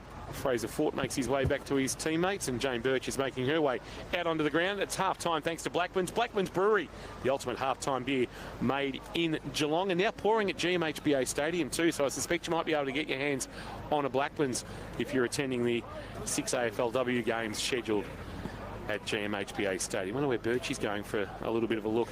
Just loitering near the South Barwon huddle, trying to get somebody up for a couple of words. Just pointed to Tom Pearce and he said, me. Yeah, so it is Tommy Pearce that you've got for a quick couple of words, Birchie. Yeah, Tommy, you dominated that first quarter and into the second quarter, but they certainly hit back hard. That momentum swung late in that quarter. Yeah, definitely. I think we'll just feel the boys talking about it then.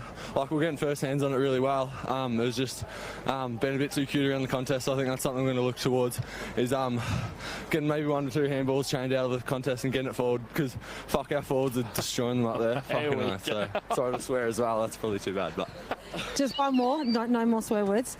As a defender, you would have been loving what you're seeing early on, like the pressure around the contest. They weren't letting that ball come out quickly and then get on that fast break, but that seemed to be the difference. And then when they got out quickly, it was hard for you guys to defend. Yeah, definitely. Like the pressure on the ball that they brought, our midfield brought in the first quarter, makes it so much easier for us defenders to intercept the ball. So I think if we keep bringing that kind of intensity around the ball and at the contest, we're going to be all over them for the rest of the day. Okay, good luck for the second half, Tom. Tommy Pearce there joining the Paddy Dowling Club at the home of Paddy Dowling. No, he's the club leader. Double barrel. Bang, bang. He is definitely the club leader. He was pretty disappointed with himself just there at the end. You can tell him, Birchie, go and tell him that when we lose our licence, he can pay the fine. True. 4-4-28, South Barwon, 6-7-43. We'll take a break from here at Anthony Costa Oval. Plenty of scores to get through on the other side of this. Kirsch has got a little bit of work to do, including some stats for Kerrs Hire. This is my school. This is my school. This is my school. This is my school. This is our theatre.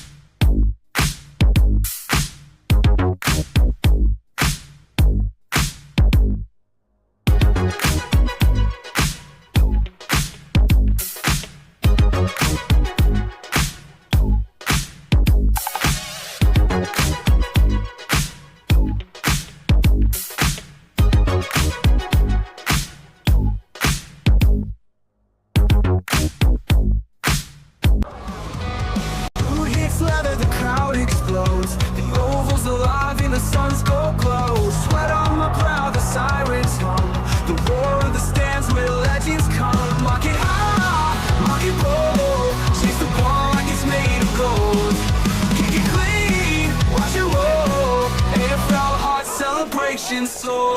The bounce is wild, the chaos reigns. A sea of colors in this great game. Fingers reach, air defines. This is where the dream collides. Hands to the sky, hearts beating wide. Mark it high, mark it bold. Takes the ball like it's made of gold. Kick it clean, watch it roll. AFL heart celebration soul. The bounce is wild, the chaos reigns. A sea of colors in this great game. Fingers reach, air defines. This is where the dream collides. The moment's near, heartbeats pounding, you can feel the cheer. Take the mark, take the leap, we rise together, no defeat. Hands in the sky, feel the spark, we're chasing, chasing, chasing the mark.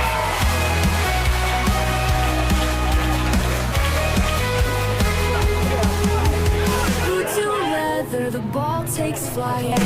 Take the mark, take the leap, we rise together, no defeat. Hands in the sky, feel the spark, we're chasing, chasing, chasing the mark. Owners who are proudly independent. We're not just tyre experts. Tyres are our life and livelihood. And because many Tyre Power owners are part of your local community, you can trust our family to look after yours. Visit tyrepower.com.au or call 13 21 91 for your local independent owner. Thanks to our #1 ticket holder, ADCO. Fueled by ADCO Cafe 24/7. Half-time at Anthony Costa Oval. South Barwon 6-7-43. St Mary's 4-4-28. The margin as much as 30 early in that second quarter when Matty Caldew kicked a goal in game 100 for the Swans. But three goals, probably not late, but a couple in time on. From Jack Wilson, Jack Blood and Paddy Dowling. Jaffa from Paddy Dowling, a Metricon goal of the day contender.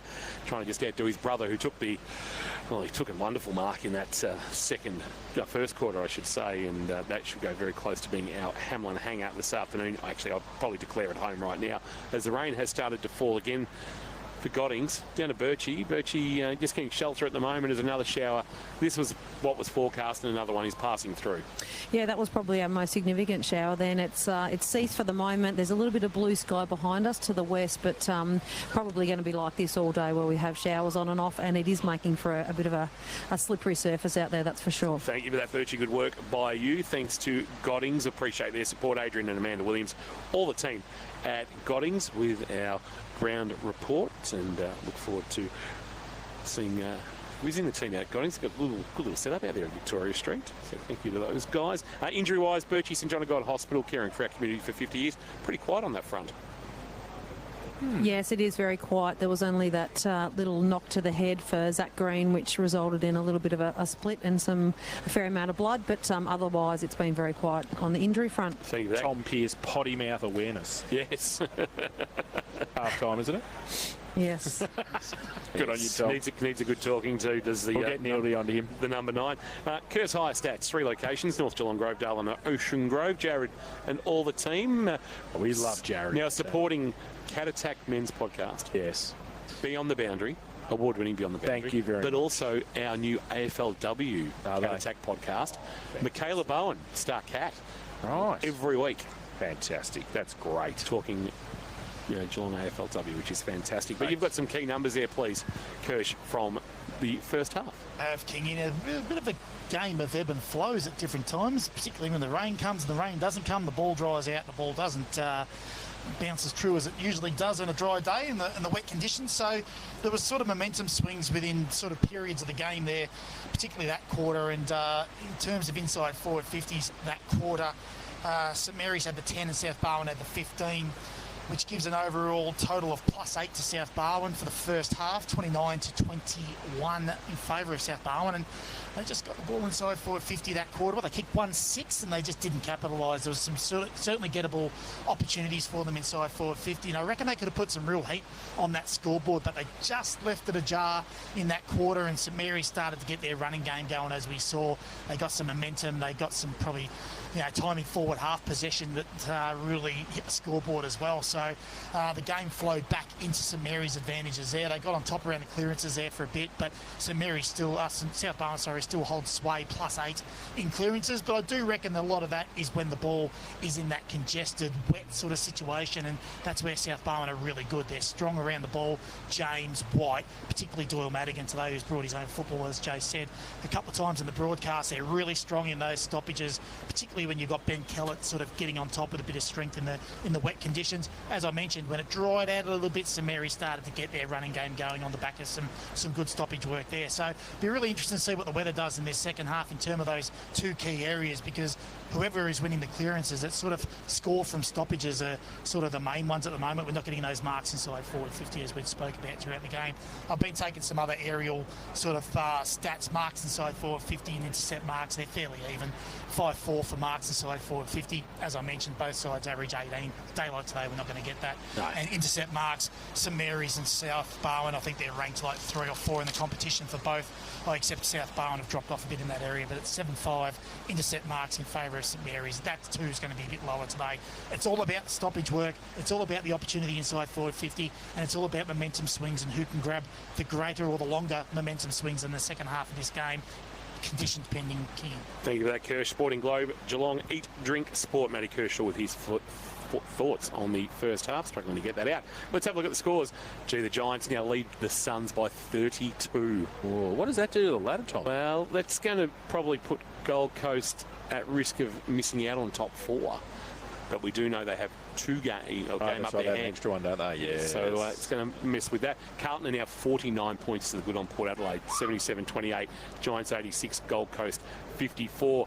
Around the grounds, GFNL. Jace, if you could, please. We've just obviously started in some of those games. So Geelong West 14 lead Colac 9, Leopold 13, Grovedale 12, St Joey's 43, Lara 6, Bell Park 20, North Shore yet to score, and Newtown and Chilwell 22, St Albans yet to score. Ballerine. Yes, Ballerine, Torquay 18, Ocean Grove 6, Queenscliff 8, Anglesea 2, Newcombe 14, Geelong Amateur 13, Mottawarri 19, Port Arlington 14, Barwon Heads 10, Drysdale 9. So the live ladder is Drysdale 4th, and they'd be playing Barwon Heads in an elimination final next week again. Anglesea fall out, Queenscliff go to 3rd, but there is a lot of footy to be played out this afternoon. GDFNL, where this is a massive round in the context of the season. It is. Winchelsea 32, Bannockburn 7, Werribee 21, Geelong West 8, Belmont 39, Corio 10, no score Thompson East Geelong, Imberley 19, Bellpost Hill 16, and Anarchy 20, North Geelong 9. Thank you for that, Jace. All the scores for Leopold Sporties, your complete family venue, 135 Kensington Road in Leopold. APCO Mountain Eat Grand Opening event Sunday, August 31. The Breathe Carrock Footy. K-Rock's Tim and Jess. So they're calling it a mini-moon. Essentially, it's just like a small asteroid. It's about 10 metres wide. It's coming so close to the Earth that it's getting picked up by the gravitational pull. And it's going to do one loop and then get flung straight back out into the universe. Yeah. Can we give it a more catchy name? Murray the Moon. Murray the Moon. There we go. Excellent. That's all I needed. They're expecting Murray to start his orbit as of September 29. That's nice. Now I'm worried for Murray. The Murray worry is quite high. Thank you very much. Voted by a panel of their peers to most likely make you laugh whilst driving home in 2025. Tim and Jess on K-Rock. Your future, your hands. Study at the Gordon. Since a bloke named Bill started cutting timber in a mill back in 1980, Barwon Timber's been the builder's best mate ever since. Whether you're stick framing or need prefab frames and trusses, Barwon Timber's got what you need for every building stage. Geelong owned and operated with trade quality products in stock, ready to go. Barwon Timber, Fellmongers Road, Breakwater. The team that builders just keep coming back for. I'm going down to Barwon Timber. Hamlin Homes, with over 40 years of commitment building homes throughout Geelong and the Surf Coast. Hamlin Homes is family operated, born, raised and living in Geelong and committed to thriving into the future. Committed to building quality, sustainable homes. Committed to supporting you throughout your building journey. Hamlin Homes, built on a commitment to local trades, using premium quality materials, including a roof made from Colorbond steel. Hamlin.com.au, CDB-U 52938. All this footy making you peckish? Time for some Zambrero feel-good mix. Incredible burritos, bowls and nachos. Cooked slow and served fast with only the freshest, most delicious ingredients. Plus, when you buy a regular or big burrito or bowl, Zambrero donates a meal to someone in need through the Plate for Plate initiative. Feel extra good about every bite. Grab your Zambrero now. Geelong West, Ocean Grove and Torquay. Or order online so you don't miss any of the action. Zambrero, feel good mix.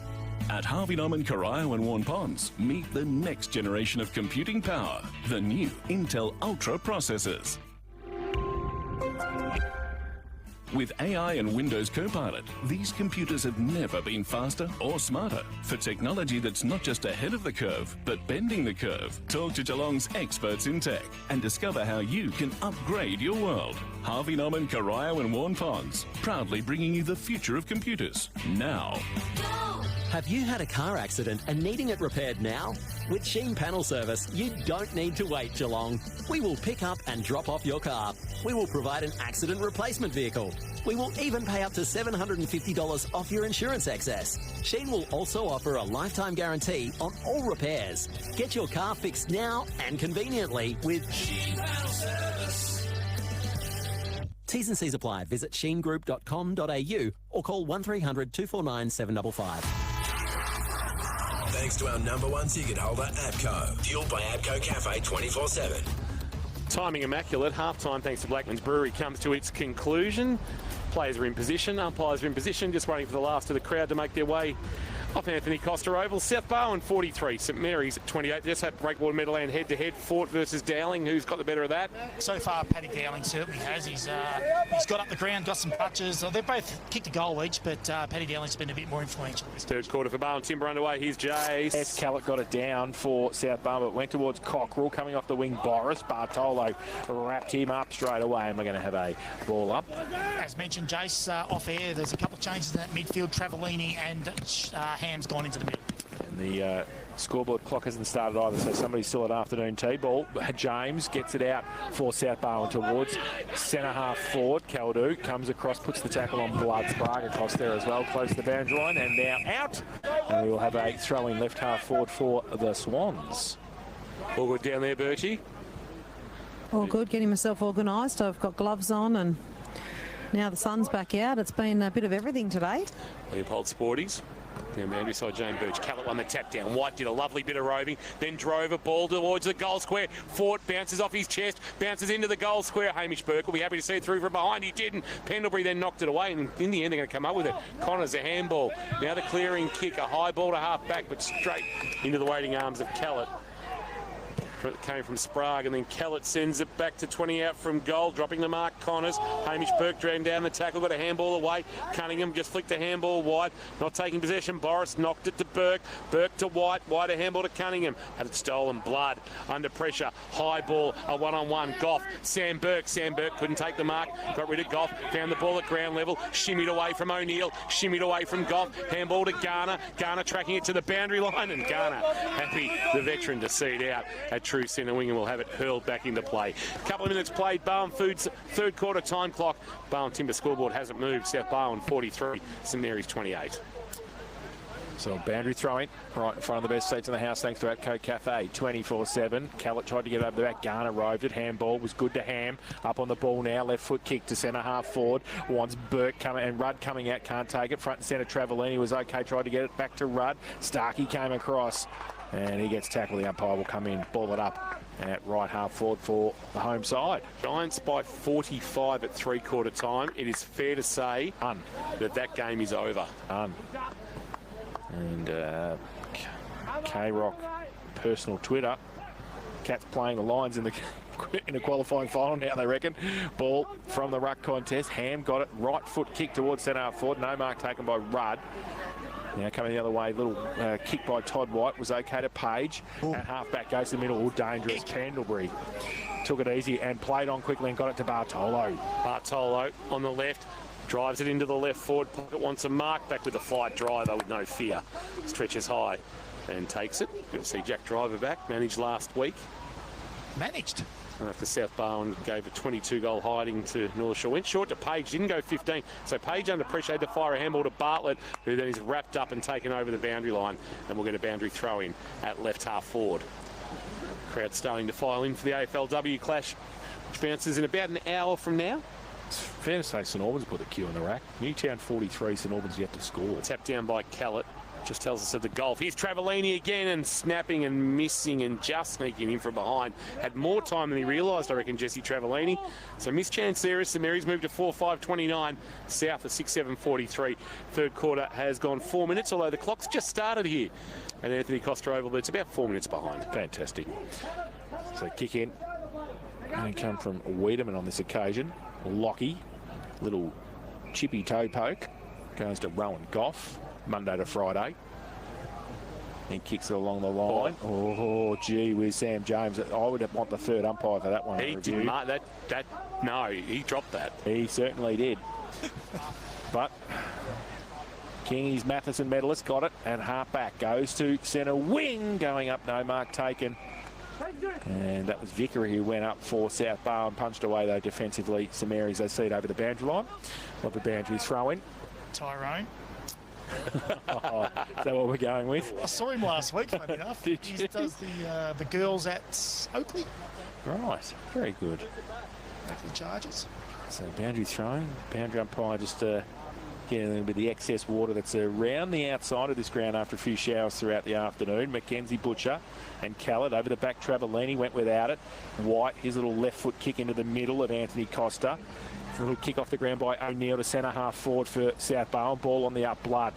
Ducked his head again, then got ridden into the ground. Comes out, Nick Dowling goes towards centre wing, looking for Paddy. He can't take it. And see it over the boundary line. He and Tom Butt are going to have a boundary thrown right in front of the best seats of the house, thanks to Apco Cafe 24/7.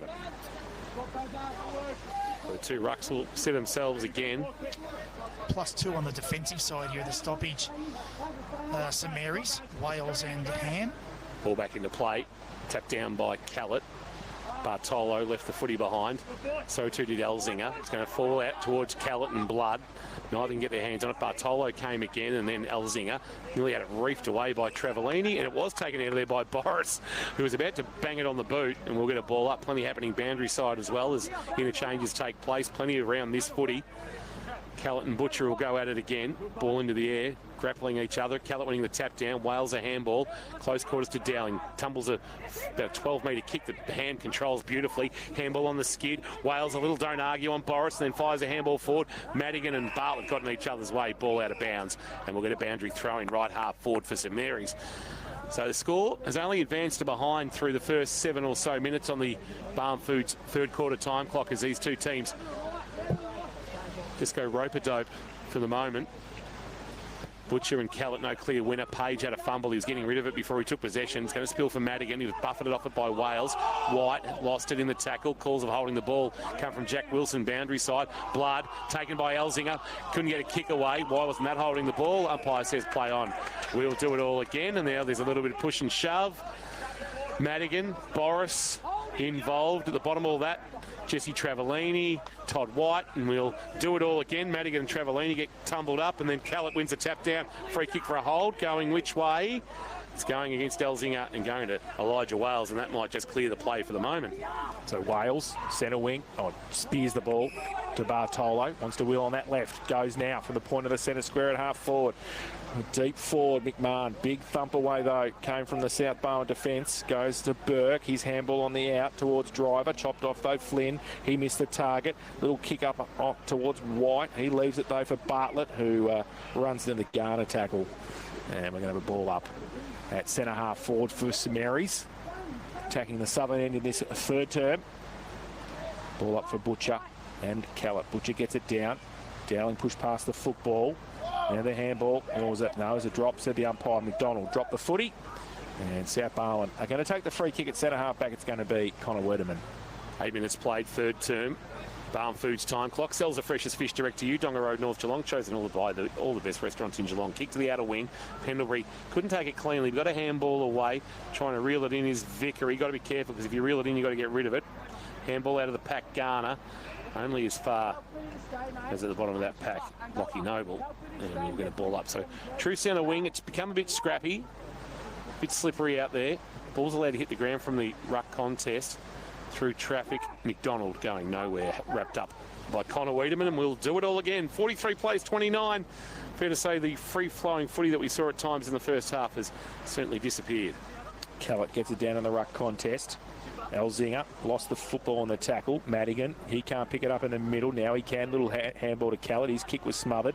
Comes it back to Blood. He gets a clearing kick towards a vacant centre wing position. Travellini comes out in front of Zach Green, close to the boundary line. And in fact, out. You can hear the boundary umpire's whistle there. And in front of the St Mary's coach's box, we will have a boundary throw in.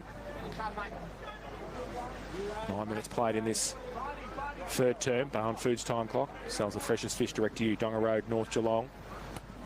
Mackenzie Butcher gets it down. O'Neill left by himself. Got the kick, but I think that might have been straight to Jack Blood, his opposite number. Right foot tumbling punt inside 50. Oh, good mark. Wiedemann gets back there over the head of Flynn. Takes the mark. Wants to switch the play. He chips the ball on the half volley. Pierce. Much better with the footy than the mouth. Goes out wide. Punched away by McDonald. Good defensive play from St Mary's there. They see it over the boundary line, and we will have a boundary throw in. Sun shining. Birchie enjoying that for Goddings. Yeah, it's a lot better down here now. It's really calm and sun is shining, so perfect football. More rain coming though.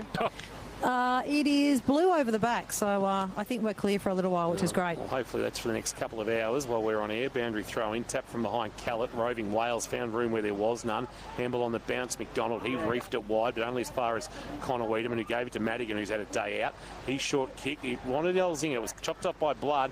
Knocked it into the path of Garner. Garner snaps a high ball, half forward. Rudd flew. Front of the pack, Flynn for St Mary's. Handball to Sandberg. Sandberg's handball wide to Harry McMahon. Harry McMahon back to Braden Ham. Ham's kick partially smothered. Chance here to clear for the Swans. The kick off the boot wasn't great. Connor Wiedemann's got to come back and find it. He was taken high. Will win a free kick. Right half back. You just got a feeling South are just hanging on for the moment. If St Mary's can find one, they might be able to find multiple. They are, Kingy. It's time in forward half. That's what it's about at the moment, and St Mary's are enjoying probably this 5.5 minutes of time in forward half, but they need to score themselves. So they can't get so many forward transaction in their forward 50 as well. Ball came from Pierce, finds Vickery, back end of centre wing, goes along the line, over the back. Callett, the big ruckman, can't take the mark. His second effort was all right, or then he threw the ball. Umpire said, yes, please, Jason. Free kick.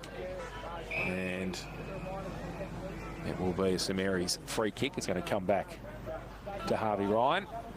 Back end of centre wing on the outer side. And he'll be called to play on in a minute because he's taken forever. He is now. Oh, he wants to get around Callett, which he does with ease. It's around the ruckman and goes with a right foot kick to centre half forward. Needs Rudd to go up against a couple off the back of the pack. Garner, as he's always done, but great tackle from Green. He just jumped out of a little sprinkler head and went whack and got the free kick for holding the ball, and will switch the ball out wide and find Wiedemann. It's been good, Green. Biggest play of his two-game career. Oh, the kick of Wiedemann paused, kicked it straight to Paddy Dowling. Dowling goes bang, and gee, Harry McMahon jumping down on the spot, 15 metres out from goal. I don't think's impressed with Paddy Dowling right now. Put it out of bounds on the full, and Paddy maybe just a lack of composure there. And as a result, missed opportunity. In fairness, he's probably the only one in the league that would kick that. Yeah, that's right. 12 minutes played in this third term. Only one behind added to the score between the two teams. It's Goff drives it towards half back. Rudd stretches and Rudd marks. Fraser Fort not happy. I'm not sure what he's complaining about. Michael Rudd took a clear mark, maybe that he was stopped from getting a run at the ball. Either way, Rudd's going to send it back inside forward 50. About 25 from goal off the hands of the pack. Tackle laid. That might be holding the ball against Bartlett. Not paid. Ham outside of the right boot. Jared Garner finds something. They've been pushing and pushing, and they've finally got the goal they wanted. Margin is back to 8, and Jared Garner with all his skill in game 201. That's goal 222 of his career, Richie. And they move to 5-5-35. South Barwon 6-7-43. Third quarter action thanks to Barwon Timber. Well, it was another dropped intercept mark from South Barwon, and funny enough, off air we spoke about the last 2 years. South Barwon have been ranked number 1 for intercept marks in the competition. This year they're 9th, and they drop an intercept mark then going inside forward 50. So it's crucial that their strength is now becoming their weakness, particularly when balls in the air inside forward 50. That's the 7th inside forward 50 to 1 this quarter, the St Mary's. So they're starting to get some real possession dominance. So back to the middle, Callett up against Rudd. Callett gets it down easily. Page couldn't take it. Garner got the kick away to a vacant half forward. McMahon comes out. Ball spills to Starkey. He gets the kick away. Torpedo punt towards Cunningham on centre wing. Right next to him, Ryan. He's not going anywhere. The umpire will come in and ball it up right in front of the best seats in the house. Thanks to Appcode Cafe 24/7. And we'll have Ben Callett up against Michael Rudd. Rudd, well, Callett may be winning that one. Tracked by Page, who's taken out of bounds. We'll get a boundary throw-in. True centre wing. Aaron Vickery trying to get into the play. Boundary umpire right with us. We'll hurl it back in. 43 playing 35. Callett and Rudd. Callett this time winning the tap down. Ham and Madigan collide. Rudd got the loose foot. He gave it to Cockrell, who gave it to Garner. Flicked a handball back to the voice of Blood. Blood under pressure. Snapped a kick around the corner and fortuitously ends with Braden Ham. He says, let's just settle things for the moment so I can direct some traffic and try and hit somebody lace out. Sends a kick wide, not a great kick, wanted Sam Burke, but Jack Driver awake to it, took the mark on his chest, turned and kicked quickly, wanted Noble, big spoil Pendlebury, fisted it away, and it rolls towards the boundary line, kept alive by Sam Burke, handball release, kick inside 50, came from Flynn, 1-on-1, make it a 2-on-1, although Wilson kept his feet, recovered first, couldn't find the loose ball. Pearce got back there to rush it through for a minor score. I think they're just holding back the tide at the moment, South Barwon. St Mary's now 5-6-36, South Barwon 6-7-43. Starkey kicks it in to the back pocket, finds Zach Green. He's got Todd White at half-back. He goes further afield. He looks for centre half off for Caldo. Cockrell gets back there now. On centre wing, right foot kick along the boundary. Might be okay in the end. It looked terrible off the boot, but landed in the arms of Elliot McDonald. He's at right half forward. Spears the ball back in. Oh, just had enough on it to get over the outstretched arm of Rowan Goff. And Sam Burke has taken the mark and will shoot for goal from 35 out, 45-degree angle. They're just unable to win any contests at the moment, South Barwon. They're losing all their one-on-ones. They're not getting any loose ball gets, and then more importantly, not getting any hard ball gets either, Jace. All possession going to St Mary's at the moment. So Sam Burke to become the first multiple goal kicker this afternoon for the home side and to bring the margin back to a point. He comes in front of the Don Matheson Pavilion at the southern end of Anthony Costa. He comes in, right foot kick, terrible off the boot, and in the end, terrible through for one behind. So he's kicked 1-1 this afternoon. They go to 5-7-37. St Mary's, they trail South Barwon 6-7-43. Barwon Timber K-Rock third quarter scoreboard. We've played at 16.5 in this third term. Dylan Starkey, number 1 in the GFNL for kick-ins, and he goes long looking for a mark. Harvey Ryan got his hands on it. Ford took it off the back of the pack, but his kick that scrambled forward 15 metres, picked up by McDonald, gave it to Nick Dowling, put out in front of Hamish Burke. Burke was able to just move it on into the path of Flynn. Dumped as he kicked. High ball towards half forward. Spoil away from the back came from Bartlett. Front of the pack. South have got numbers, just hopefully trying to get to the boundary line and a stoppage. One of those is Kelly O'Neill, and we'll have it hurled back into play at left half forward for the Saints. 43 plays 37. Now gone 17 minutes on the third quarter. Barwon Foods time clock, just the 1 goal added. So this might be a short quarter, but I don't want to go too early. Boundary throw in. Rudd up against Callett. Callett gets it down. Madigan tries to get through traffic. Handball over the top. Boris had to sit and wait for it. Right foot kick into an open centre position. Coming the other way though, and being able to run away is Blood. Takes a bounce. Runs to half forward. Right foot kick into the pocket. Puts it up. Burke can't take the mark off the side of the pack. Harry McMahon. Right foot kick around the corner. Oh, beautiful. Straight to the arms of Braden Ham, who takes the mark literally on the goal line. Open space there. Got behind the defence. He walks in and kicks the goal.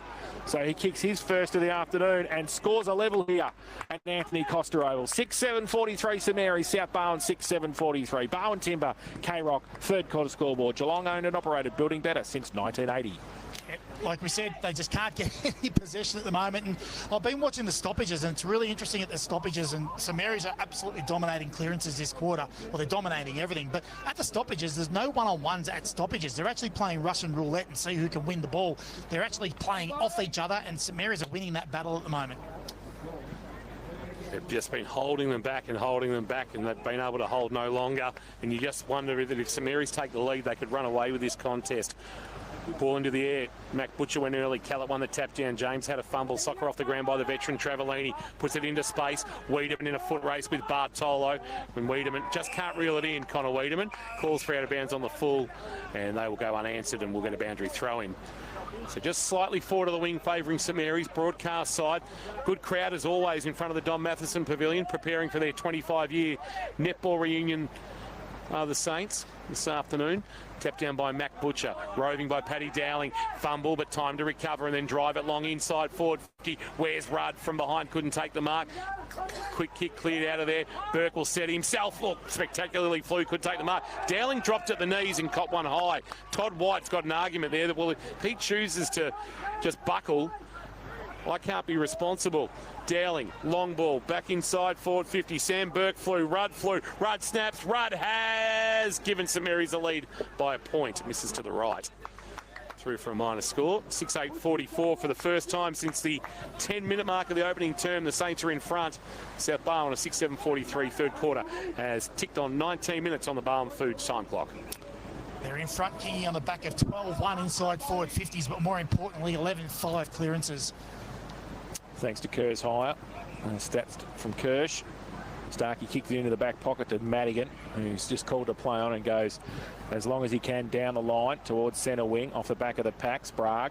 Harvey Ryan's handball was okay. And then they get it to Ham. He gets it further backwards. And Harvey Ryan's going to have to go and chase it. He does now. And Goff gets over the top of him. And the umpire says holding the ball. Made no attempt, said the umpire.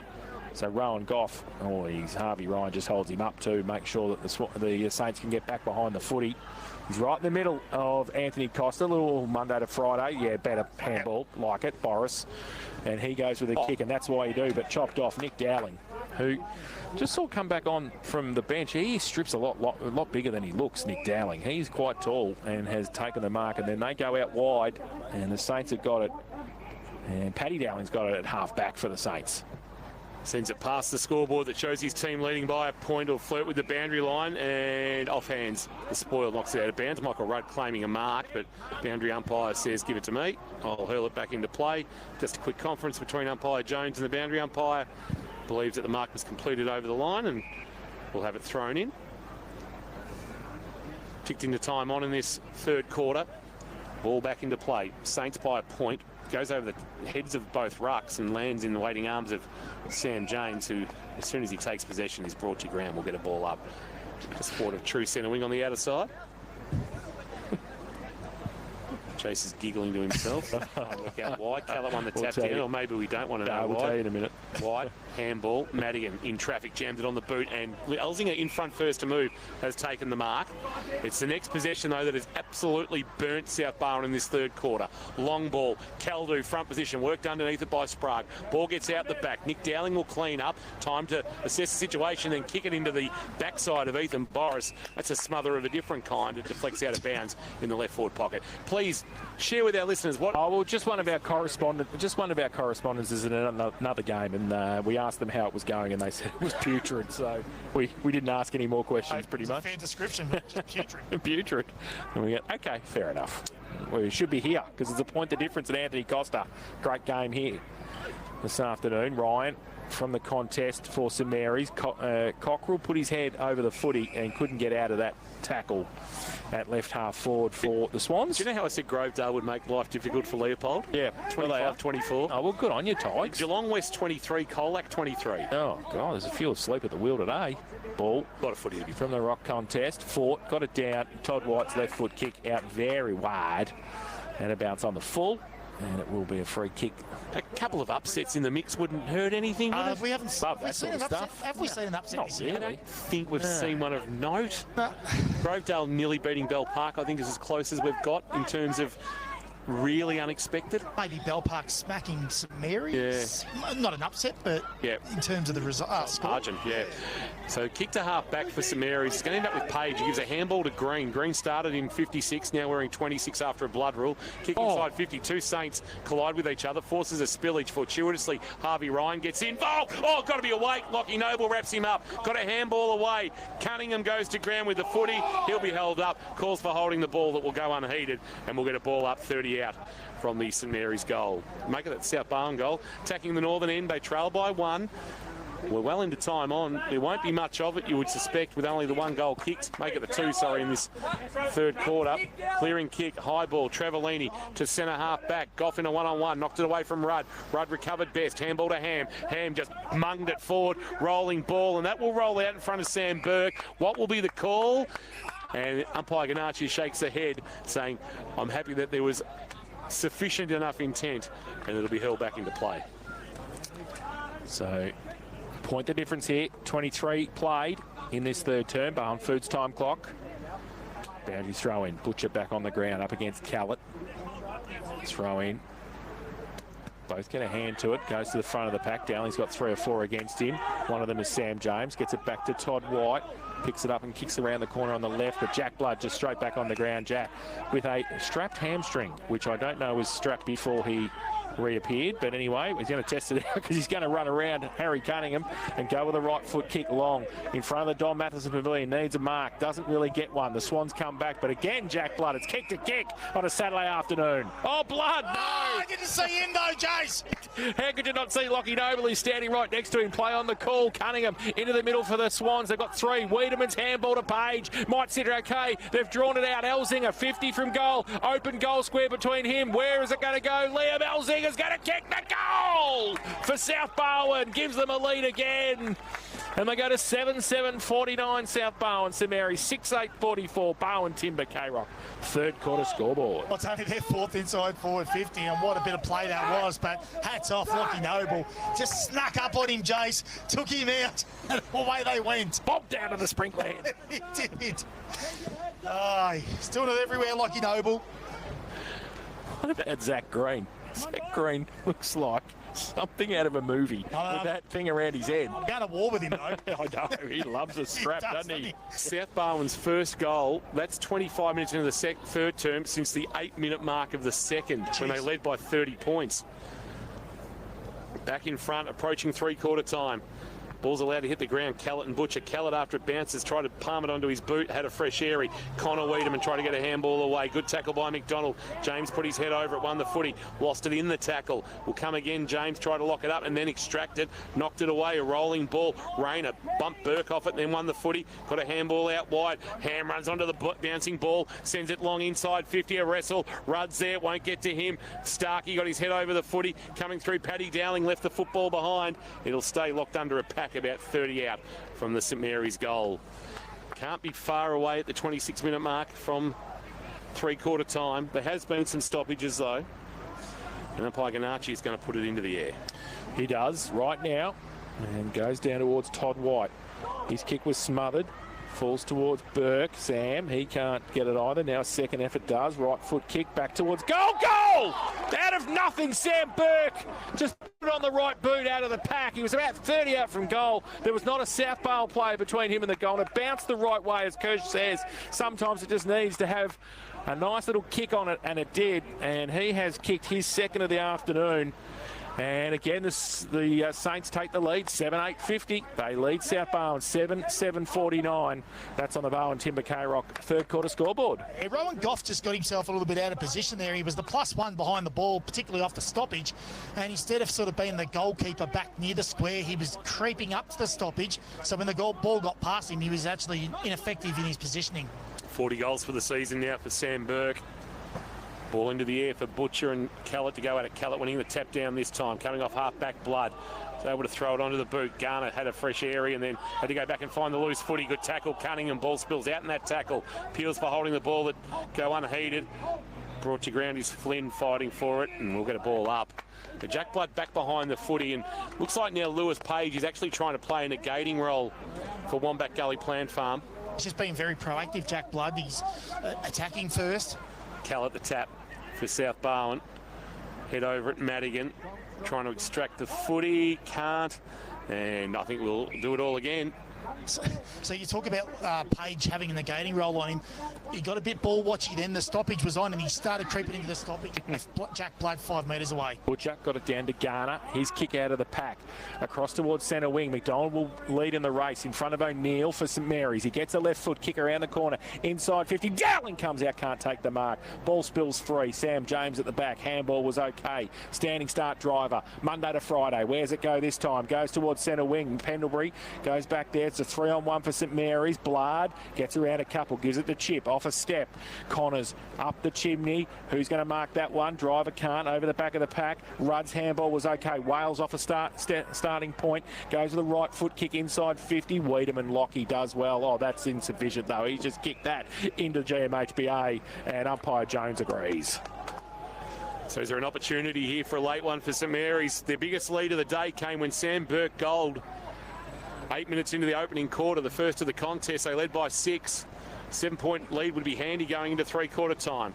Long high ball from McDonald, left forward, pocket down low. Sam Burke couldn't get near it, and it's knocked out of bounds for a boundary throw-in. South will do well to hold firm as we go past 29 minutes on the Barwon Foods third-quarter time clock. 50 plays 49. St Mary's in attack, left forward pocket, attacking the southern or swimming pool end in this penultimate quarter. Rudd, the tap down through the traffic, goes Dowling, but locking him up are both Bartlett and Connor Wiedemann, and we will do it all again. Good crowd in the past players, and a good crowd standing in front of the Don Matheson Pavilion this afternoon. Ball into the air, tap down maybe by Rudd. Clearing kick came from Cunningham, a high ball. It'll sit on its point. It actually won't go out of bounds, and in the end it does. Connors, after being just helped out by Jack Driver, will get a boundary throw in. 30 minutes played, third quarter, and big final term in the context of South Barwon season coming up. Kirsch lose this one and they might be watching on come September. Oh, it's their season. We've got 30 minutes to go and that's their season. Callett got it out of the ruck and actually got tackled by Elijah Wales. Ball spilt free. St Mary's players were calling for holding the ball. Wasn't forthcoming from the umpire, so he will ball it up about 55 out from St Mary's goal. Callett and Butcher. Falls to Cockrell, trying to get through traffic, holding the ball, said the umpire. Tackle. Oh, and then a big slam. Was there. Big slam from Braden Ham on Harry Cunningham, who wasn't even in the contest. And 50 from umpire Chaston. I agree with that one. Yep. Everyone had stopped, the whistle had blown. It's a short 50, might I add. It was inside the square. It's still inside the square. Short kick to Sam James. Plays on now. Right foot kick inside 50, but Pendlebury read it better for St Mary's and just holds the play up and just settles it down. We've played 31 in this third term. He goes wide. Touched off the boot, said the boundary umpire, and we'll have a boundary thrown at left half forward for South Barwon. Harry McMahon's hurt himself in that marking attempt. Birchie, I reckon he's coming to the bench. He's landed awkwardly. Yeah, he's moving very awkwardly. Left knee, it seems to be, so it must have been an awkward landing as he tried to mark that close to the line. Yeah, we'll keep an eye on that one. That doesn't look good at all for Harry McMahon. Very innocuous. From the boundary throw in front of the pack, Madigan was thinking about kicking but hadn't taken possession, then fumbled it, gave it to Burke. Rayner has ensured he's going nowhere. We'll get another stoppage, left half foot. Gee, South would love to jag one. We've gone 32 minutes now on the Barwon Foods third quarter time clock. Butcher and Callett, they nullify each other, but it'll roll towards goal for St Mary's. Wales will try to take on James. James gobbled him up, but not before a handball away. And then Wilson got dumped by Lockie Wiedemann over the boundary line. And we'll get a ball up. Sam James, just desperation there. Doesn't give up. Your boy. Yes. Giants by 37, 24 minutes played in the last at Carrara. That's stinky by the Suns. It's real stinky. The ball comes in. Callett takes it from the ruck contest. Torpedo punch, then half forward off the back. Blood can't take the mark. Page comes at him at half forward, and the umpire will come in and ball it up. It's a long quarter for not much happening, to be honest. Yeah, 32 gone. Yes, Colac would have been happy with that, Joes. Bally. They might have lost by 3 goals instead of 1 point. Comes back now. Nick Dowling for St Mary's. And he's not going anywhere. The umpire says, he thought about it for a split second. Umpire Jones. We'll have a ball up. It's centre half forward for the Swans. It's 7-7-49 South. St Mary's 7-8-50, and we played a lot in this third term. Tapped down by Callett, puts it into space. James first onto the footy, a little fumble, and then he missed his man that he wanted, Starkey, and that is 3/4 time. We are set for a grandstand finish. St Mary's, after trailing by as much as 30 points early in that second quarter, now lead by a point. 7-8-50 St Mary's. South Barwon 7-7-49. We're going to take a break from here at Anthony Costa Oval. Come back with a massive final term. St Mary's to keep themselves in double chance, maybe even minor premiership calculations. South Barwon just to stay alive with 2 to play in season 2025. Thanks to Webco Cafe 24/7. This is my school. This is my school. This is my school. This is my school. This is our stadium.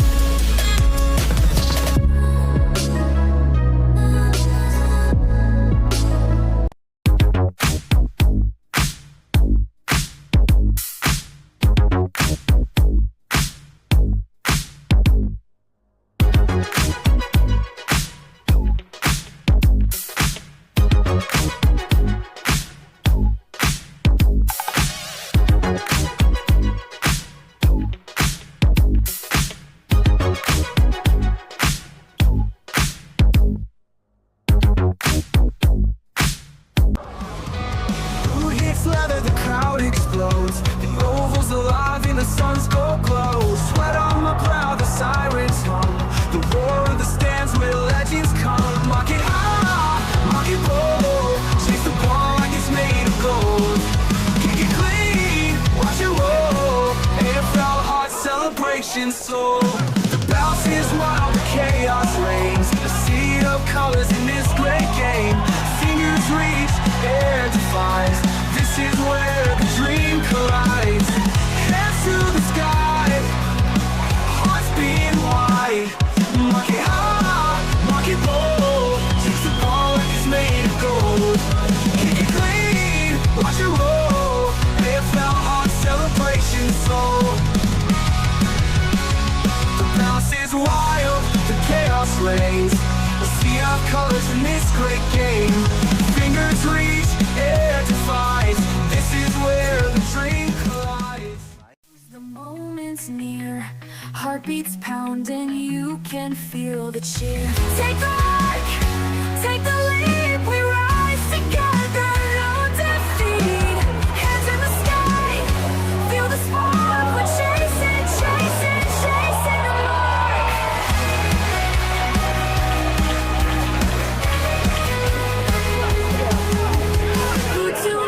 The ball takes flight. Take the mark, take the leap, we rise together, no defeat. Hands in the sky, feel the spark, we're chasing, chasing, chasing the mark. Elzinger at the 25-minute mark, but a late goal to Sam Burke, giving the Saints the lead. Plenty at stake for St Mary's. A win locks them away inside the top 5, and they will play finals and keep them alive for the double chance, maybe even the minor premiership, depending on other results. South Barwon lose this, and they'll find themselves potentially a game and a half out with 2 to play, and probably needing too much to go right if they are to continue their finals run that, of course, under Mark Neal started in 2023. Well, I think the 2 grand finalists from the last 2 years are going to be missing come September, and we're going to have 5 teams of which none have won a final in the last couple of years. It's going to be a very different looking top 5. But let's go around the grounds for Leopold Sporties very quickly. Jace, please give us the rest of the GFNL. Yes, Colac 45 lead Geelong West 23, Grovedale 37, Leopold 37, St Joey's 71, Lara 12, Bell Park 92, North Shore yet to score, Newtown 51, St Albans 15. Ballerine, the 2 key games are Anglesey and Queenscliff and Barwon, Hedge and Drysdale. Yes, Torquay 19, Trail Ocean Grove 29. What is that? Queenscliff 40, lead Anglesey 28. Geelong Amateur 22, Newcombe 35. What? Mottawarri 34, Port Arlington 24, and Barwon Heads 35, lead Drysdale 27. GDFNL, and there's plenty to play out here. Yes, Winchelsea 43, lead Bannockburn 30, Werribee 30, Geelong West 26, Belmont 67, Corio 32, East Geelong 21, Thompson 9, Inverleigh 50. Wow. Inverleigh 51, Bellpost Hill 26, and Anarchy 53, North Geelong 31. So if Thompson lose, and Inverleigh and Anarchy win, you would think Thompson are done. Inverleigh have East Geelong to finish. Right. Anarchy have got to go to the Duck Pond. Oh, really? To play Centrals. Oh, there you go. That's going to be massive. And in AFL action, 2 games this afternoon, and we can tell you that right now, the Giants are going to beat the Suns because at the 30.5-minute mark, that score is 105 to 76. Wow. The Suns may need to beat Essendon in that last game of the year just to play finals, depending on other results. Carlton 97, Port Adelaide 37. Leopold Sporties around the grounds will keep you across everything across this final term. And our 5th quarter, thanks to Homestyle Aged Care. Kirsch, some areas to lose from here, even though they only lead by a point. Yeah, you feel that, absolutely. And like we said, this next 30 minutes is South Barwon's season, that's for sure. But they need to turn this game around because in that 3rd quarter, it was all St Mary's. St Mary's had 18 to 7 inside forward 50 entries, but they only had 7 scoring shots. So St Mary's could have been extremely dominant if they had been more efficient when they went inside forward 50. They took the 5 marks when they went inside, so they had some opportunities to probably hit the scoreboard a little bit better than what they did. 3 goals, 4, as mentioned. So, but it's all around the stoppages. Clearances 15-9 in favour of St Mary's. They got on top everywhere. Intercept marks 9-3. Jack Blade had a couple in a row. They just just a really well set up they were, St Mary's. Let's go down to Jane Birch for Leopold Sporty, standing alongside Saints co-coach Luke Rayner. Range, you'd be really pleased the way the boys have worked their way back into the contest, down early, but once they get it to the outside, like you said, that's your weapon, and you've really been able to expose them with that fast game. Yeah, just really proud that they've been able to sort of grind and fight away at it. So, yeah, it's going to be a real arm wrestle. We know South will go right to the final wire, and we're certainly hopeful that our boys will as well. And looking dangerous up forward too. There's plenty that can, take a mark, and you're getting on top in the middle. So all those little wins, just getting that ball to the outside, it's all coming together at the right time.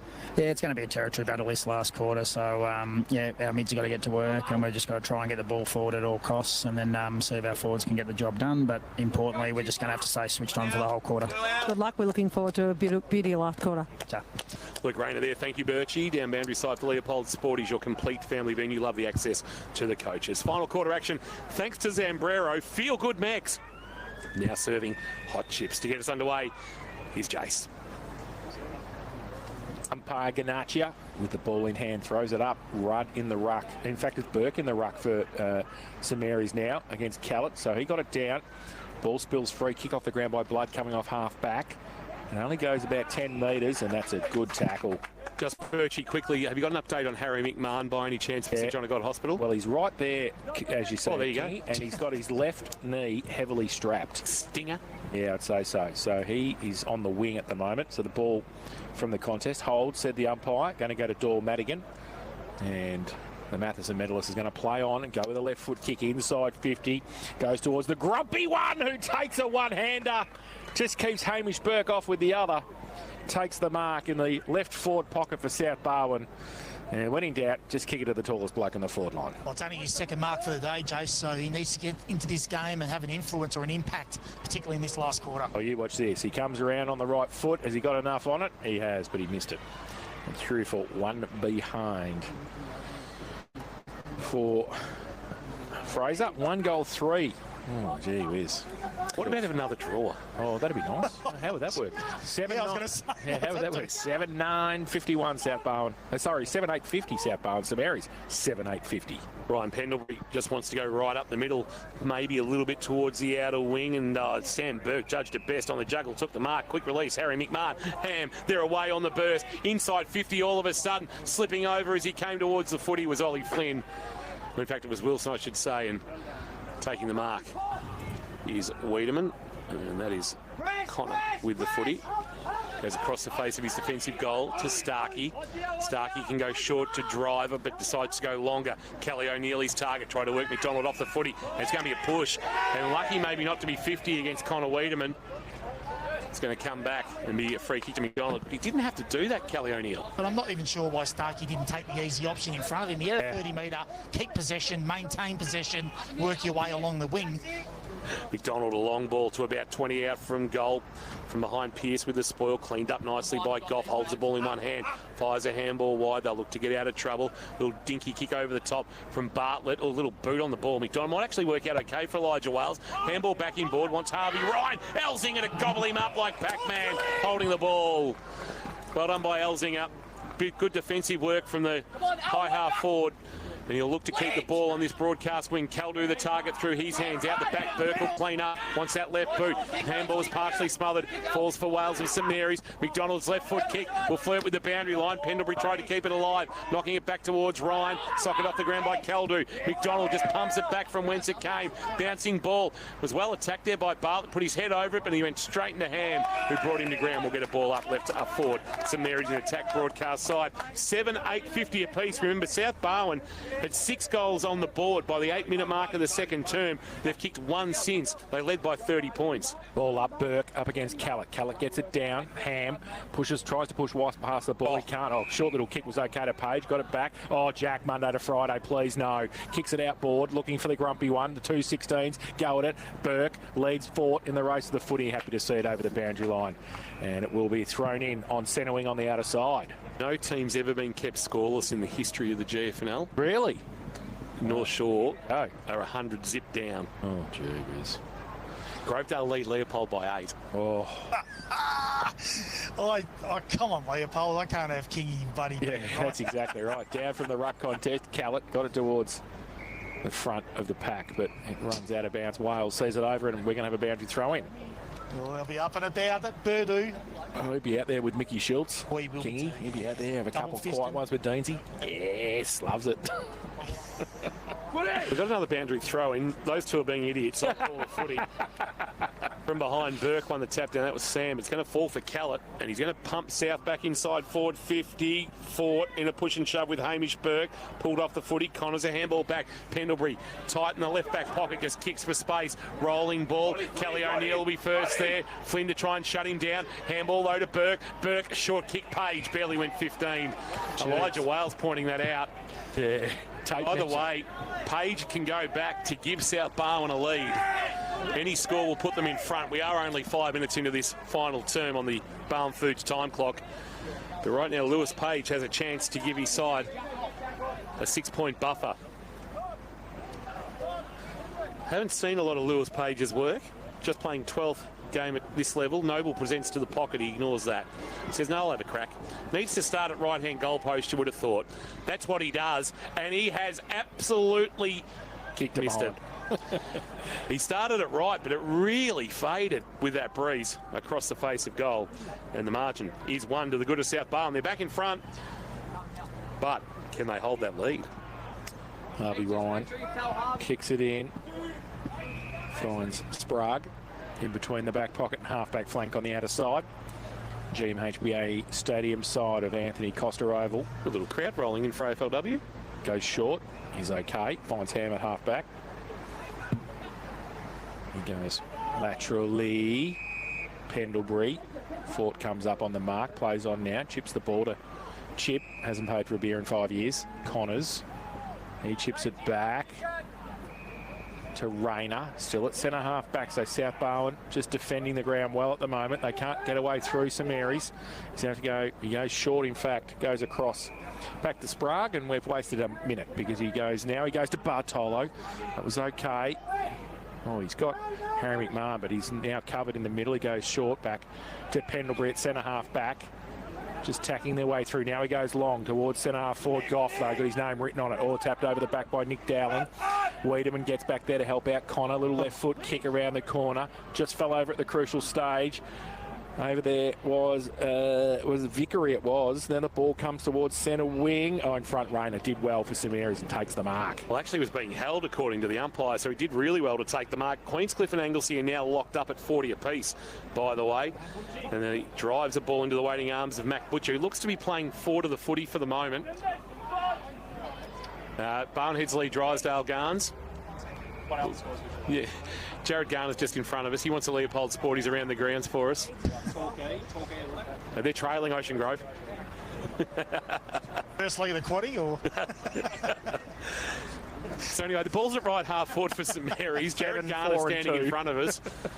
They aren't the actual numbers, by the way. For those listening who thought we'd be providing racing results now, we've all of a sudden become the greater 3UZ.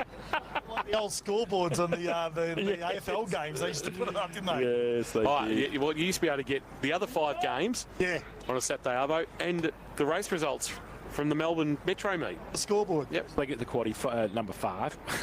Tapped down by Butcher. Tapped down again by Butcher. Travellini, handball release. Into the path of Bartolo. Just couldn't get a handle on the ball that bobbled away from him. James knocked it into the path of Cunningham. Handball back to Connor Wiedemann. Went to kick, knocked from his grasp. Bartlett picked up the loose ball for South. High ball, spinning ball. Noble did okay against 2. Brought it to ground. It's going to spill for O'Neill. Through traffic. A kick. Wide. He's going to ask to run onto it a teammate and Driver. Driver on the third bounce has got it. Oh, he's handballed. That's fantastic. They'll get a goal out of this. Boris gets around traffic. No, he doesn't. Harvey Ryan puts on. Sticks a great tackle. The defensive centre wing, Harvey Ryan. He's got blood short. He says, kick it to me, and he does. He goes out the way over the front, over the head of O'Neill. Wants to play on Jack. The skipper through the middle. Right foot kick towards centre half forward. Needs Burke to go up. He does. One-handed, can't take the mark. Needs somebody on ground to help out. Driver gets back there. Left foot kick straight to Neildy. Unfortunately, Neildy's not on the ground. And it's out of bounds on the full, and it's going to be a free kick to St Mary's. Left half forward. We've played 8.5 minutes on the final quarter. Barwon Foods time clock. South 51, lead Mary's 50.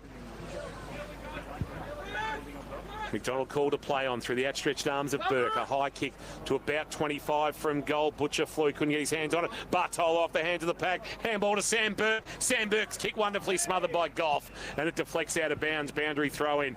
Sam Burke already has third. And Rowan Goff's come out of nowhere. Talk about getting out of a sprinkler head.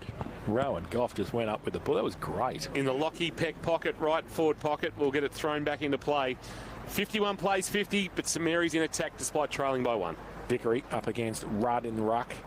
Vickery double-fisted down. Garner, it's put away. Madigan, he pushed it back towards half-back. Ball Blood runs out of space, and we'll have a boundary throw in at right half-forward for St Mary's. Fair to say a day of drama in the Ballerine is unfolding. Oh, that's good. We like that. Do we, though? Oh, well, does it matter? Well, it's okay. Keeps it interesting. It does. Thrown in. Butcher gets it down to the front for St Mary's. No pick-up can happen there from Garner. He can't pick it up. Green comes across for South Barwon. Sees it over the line. In the Paul/Lockie Peck pocket. We have a boundary throw in St Mary's into attack there. 7-8-50. They trail South Barwon. 7-9, 51-10 played. Final term on the Barwon Foods time clock. It only really matters on the 30-minute phone call I have after footy each Enjoy that. weekend with my son. Enjoy that. Boundary throw in. Soccer off the ground by Blood. Taken by Madigan. That might have been out in the full. No, it's a boundary throw in. Madigan ran out of room after taking the ball. Any chance you're going to get it on the ground, Flinny, or what? What do you reckon?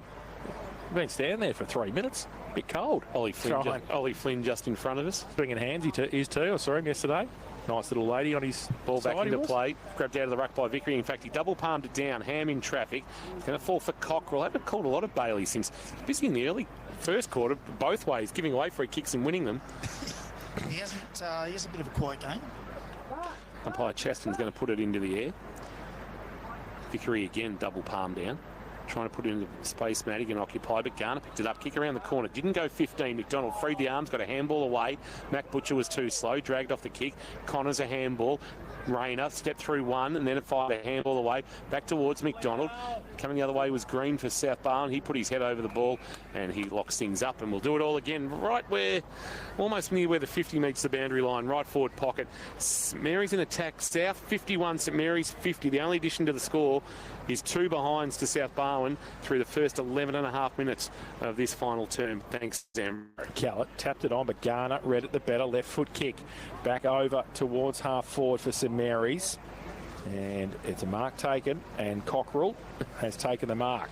So just when he hasn't had a kick, Bailey gets one, and he's a little bit further out of the Paul Peck pocket, but not without a chance. He'll be kicking from just inside 50, but I would suspect probably into a little bit of a breeze. We'll see how he goes.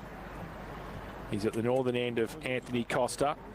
He comes in, runs very close to the man on the mark. Right foot kick, goes to the top of the square, punched away over the back by the South Barwon defence and through for a rush behind. So scores level again. St Mary's 7-9-51, South Barwon 7-9-51. Zambrero, K-Rock final quarter scoreboard. Look at that as the fourth rush behind. I do too, Tom. Well done. Yes. Yes, I do. Wiedemann, long ball to the middle. Wants Caldu or Connor Wiedemann in front of the pack. Cunningham just kicks forward. Callett coming one way. Harvey Ryan the other. Ryan did well. Won the footy. Then slipped over when he went to kick. Gathered his composure and did well to kick and find Cockrell right in the middle of Anthony Costa Oval. Ollie Flynn still in front of us.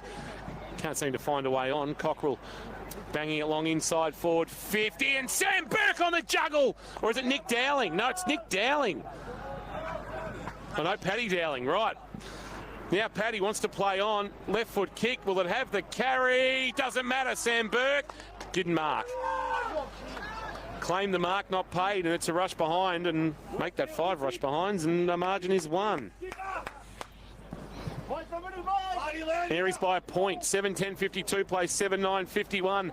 13 minutes played in this final term. Zambrero, feel good Max. Now serving hot chips. Wiedemann kicked it in but turned it over. Cockrell at half forward. Short little kick. Back comes out. Can't take the mark. At the back of the pack. They come out. James on hands and knees for South Barwon. Just shuffles the handball out close to the boundary line. Swans have got the numbers. Kick was partly smothered. Comes back. Oh, Bartolo pushed off the football. Umpire says play on. Rayner comes in. It's getting hot in the clinches now. The umpire says play on. Still at left half forward for St Mary's. Ball spills free, and the umpire says play on. Handball came up. Now it's going to have to be a ball up because Page comes in with White to put a tackle on and hold up St Mary's in between wing and half forward. 52 plays 51. The Saints lead. Looking to hang on to hopes of the double chance. South looking to hang on to hopes of just playing finals. Jammed on the boot by Harry McMahon. Outside of the right boot, Boris just kicks for space and it becomes a foot race now. McDonald and Connor Wiedemann. McDonald will be first there, but he overran the footy. It opens the door for Wiedemann. Jams it on the boot. Bouncing ball. Noble attacks it. Knocked away by Connors. Rayner will get back there all alone to clean up for St Mary's, but his kick's poor. Kicked it straight to Goff, who had a fumble. Door might open though for Elzinger. Can't release, but can jam it on the boot. Noble back with the flight. Drop what he should have taken. Can he keep his feet and get it to Ford? He can. Ford on the left. Rolling ball towards the goal line. Will miss to the left and through for a minor score, and we're all tied up again. It's all behind. 7-10-52 apiece.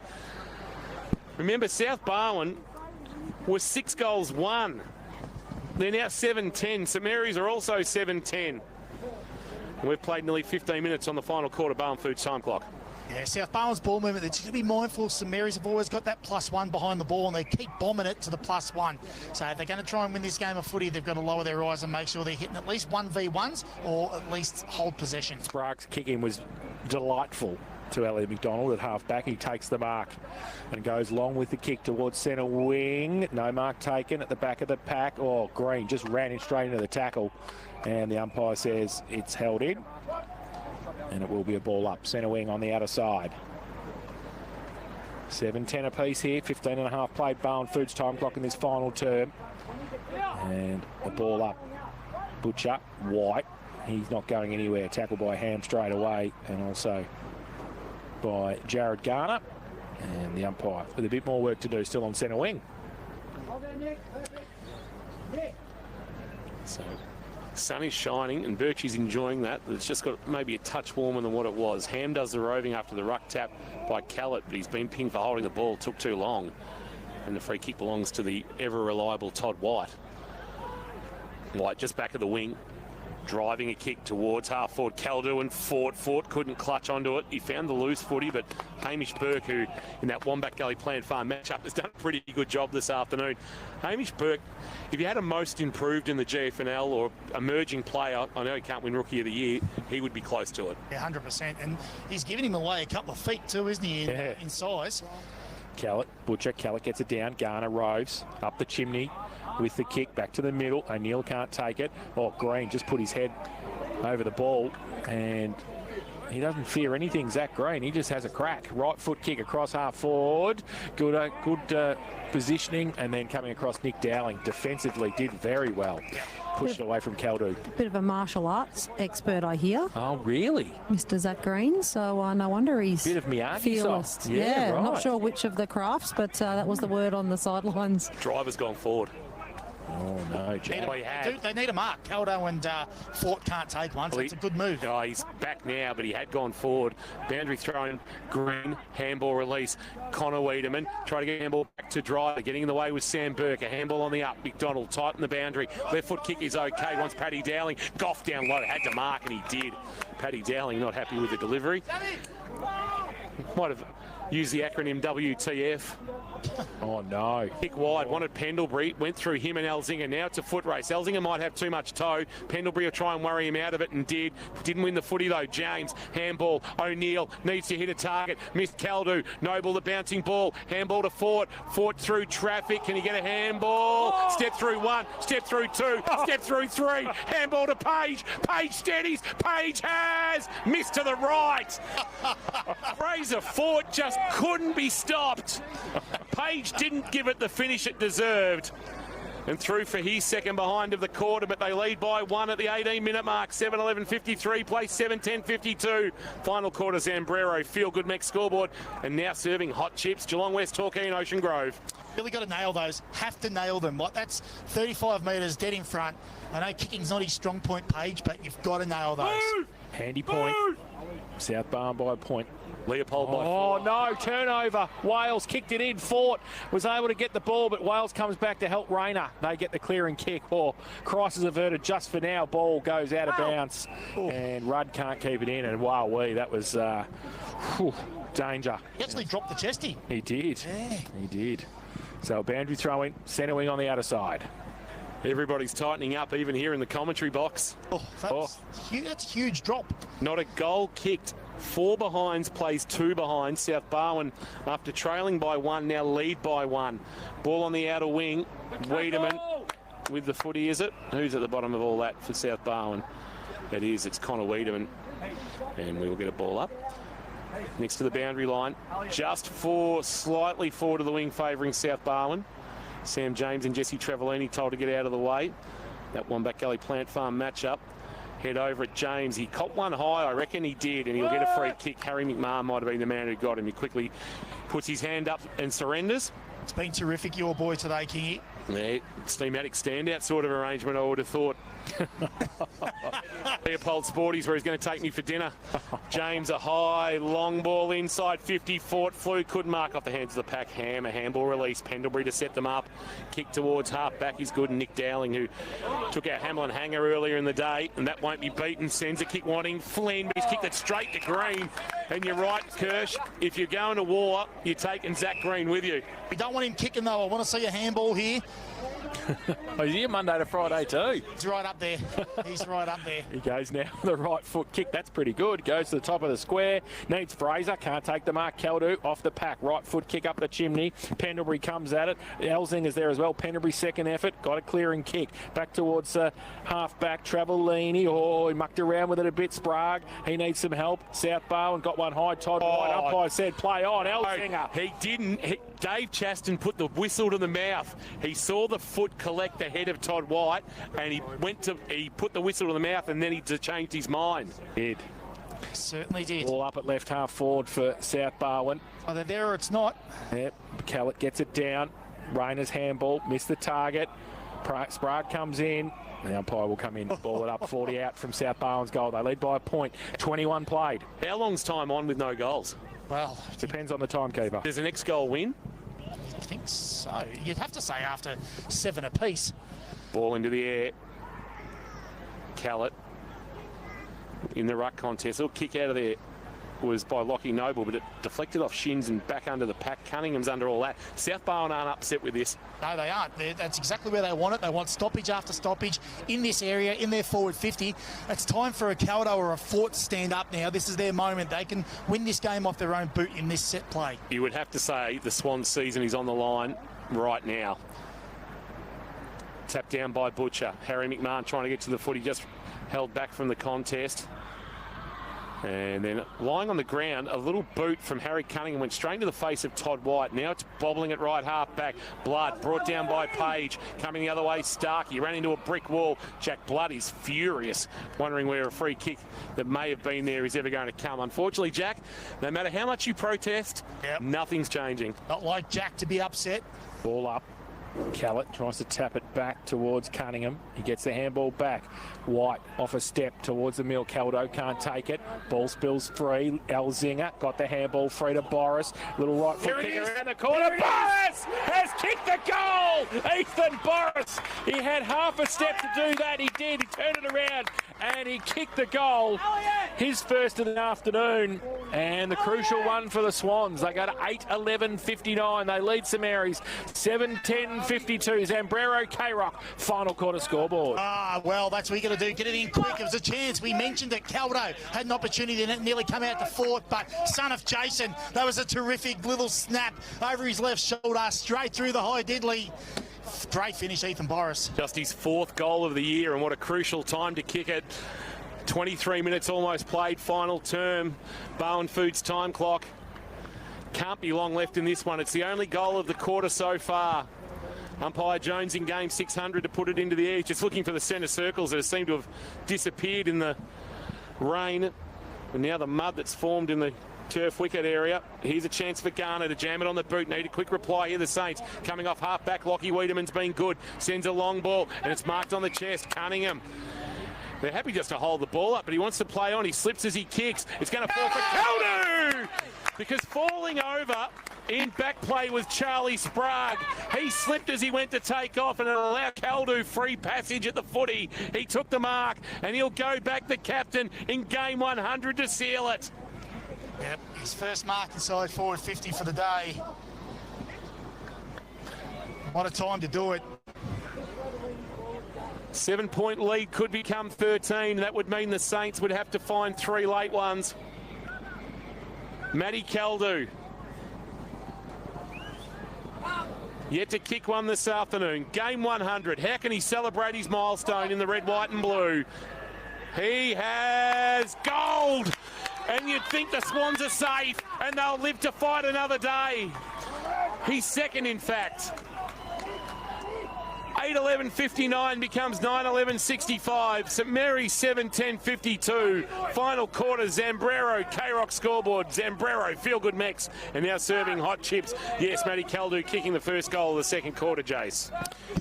See, we said Fort or Caldo had to stand up and take a mark inside forward 50, and it was the right time. It had to happen. That's why we pay you the big dollars, Exactly right. We can see if you get the ball in quick to them one-on-one, that doesn't give St Mary's time to get their numbers back that they've been doing all quarter. Callett, beautiful to Madigan in the middle. The Swans on the charge again. Inside 50. Connors comes out. Cunningham has had a good last quarter. Gives it away by hand. Handball over the top, Noble. Around the corner, little kick by Burke. And I think they'll be very happy to see it out of bounds there in the left forward pocket for South Barwon. Hamstring. Doyle Madigan. Is that just cramp? Is it cramp? Oh, I hope it's only cramp. Just a bit of cramp, I think. You'd hope so. Because if you're doing a hamstring now, he's... Oh, no. That's a real... No, he's not happy. No. Oh, that's a real blow. Is that when he was bursting out of the middle there? Yeah, must have been. He pulled up. Here's St Mary's. They got a spare because Doyle Madigan hasn't got yet to the bench. He has now. The kick, he's going to roll to the boundary line. That could be insufficient intent. And, it's paid. Jared Garner. He was trying to tell Dave Chaston, I was trying to kick it to the wing and I just mishit the kick. And he did in his defence, but insufficient intent has been paid. And Tommy Bartlett will have the resultant free kick. We'll send it into the right forward pocket. A helicopter, Fort to come at it. Back with the flight. Harvey Ryan dropped the mark. He might have caught one high. Umpire said play on. Ball now being pushed forward. A handball on the up. Cunningham to kill this off. Missed to the right. If it's not already done already. Margin 14, 9-12-66, play 7-10-52.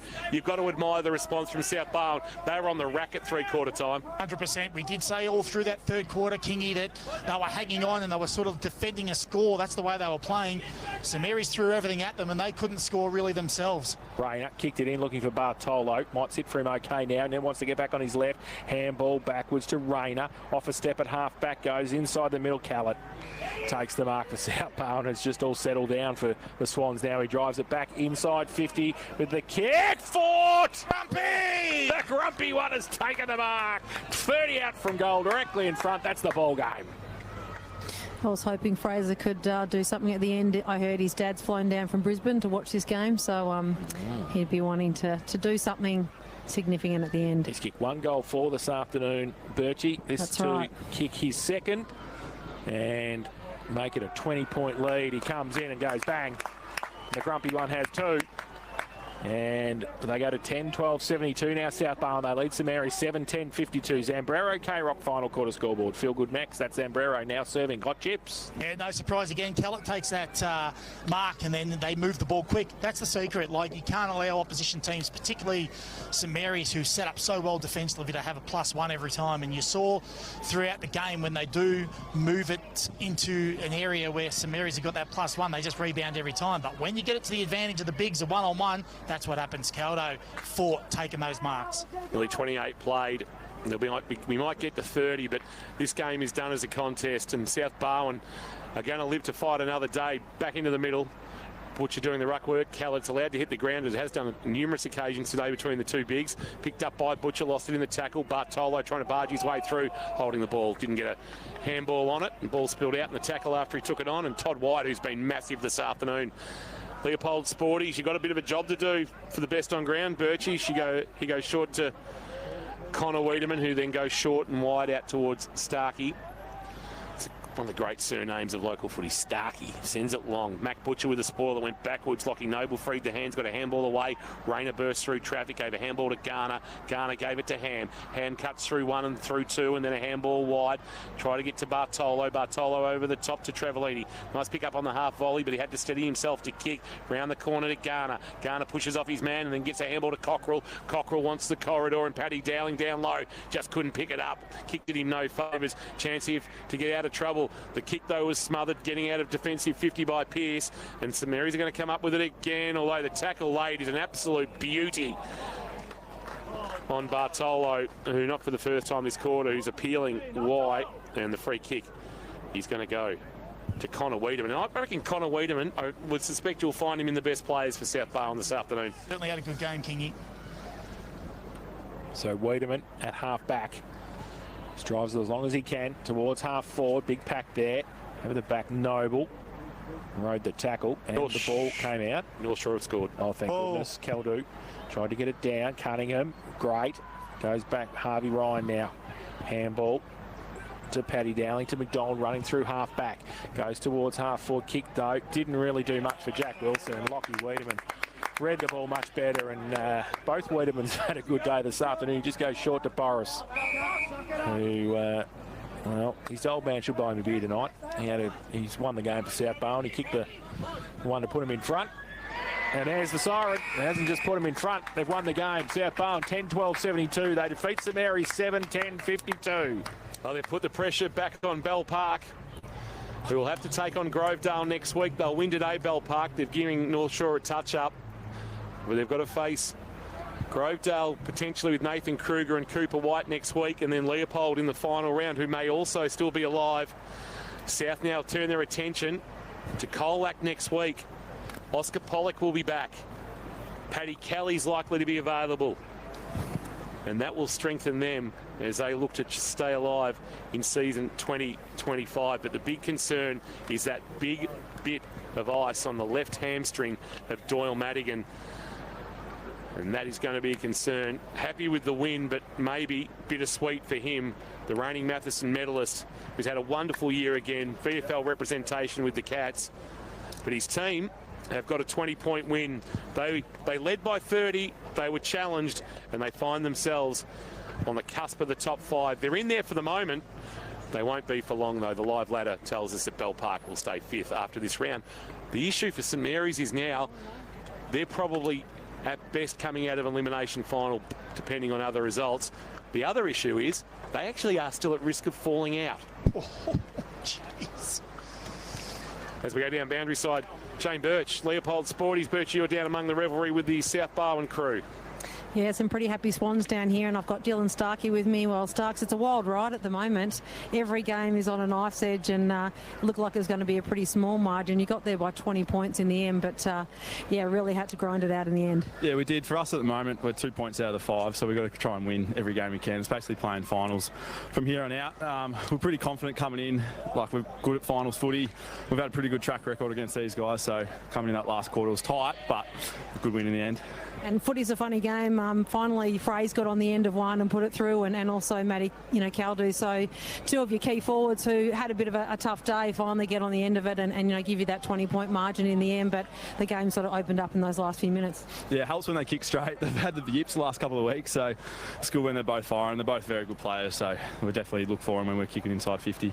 And this is a really important win for you guys leading into finals, obviously, because Mary's, we've just said they're a little bit at risk. They could potentially drop out, but you wouldn't think so. So to get over the top of them, leading into finals, it's a really big mental thing and gives you guys plenty of confidence. Yeah, it does give us lots of confidence. As I said, we're basically playing finals from here on out to make the 5. So, yeah, just real proud of the boys' effort today. A few quiet ones back at the club tonight. Yeah, trivia night tonight, so a couple of quiet ones. Enjoy it, well done. Cheers. Shane Birch there talking with Dylan Stark. He was pretty good this afternoon. A very happy president. Little shake of the fist as he runs past us to join the revelry in the South Barwon rooms. 5th quarter for Homestyle Aged Care. We tell you, Geelong have made a bright start in the VFLW clash with the Kangaroos. 2 straight 12 lead the Kangaroos. 1 straight 6, 13.5 minutes played in the opening quarter. But this is going to be I think, very robustly sung version of It's a Grand Old Flag from down there in the South Wings. Here it is.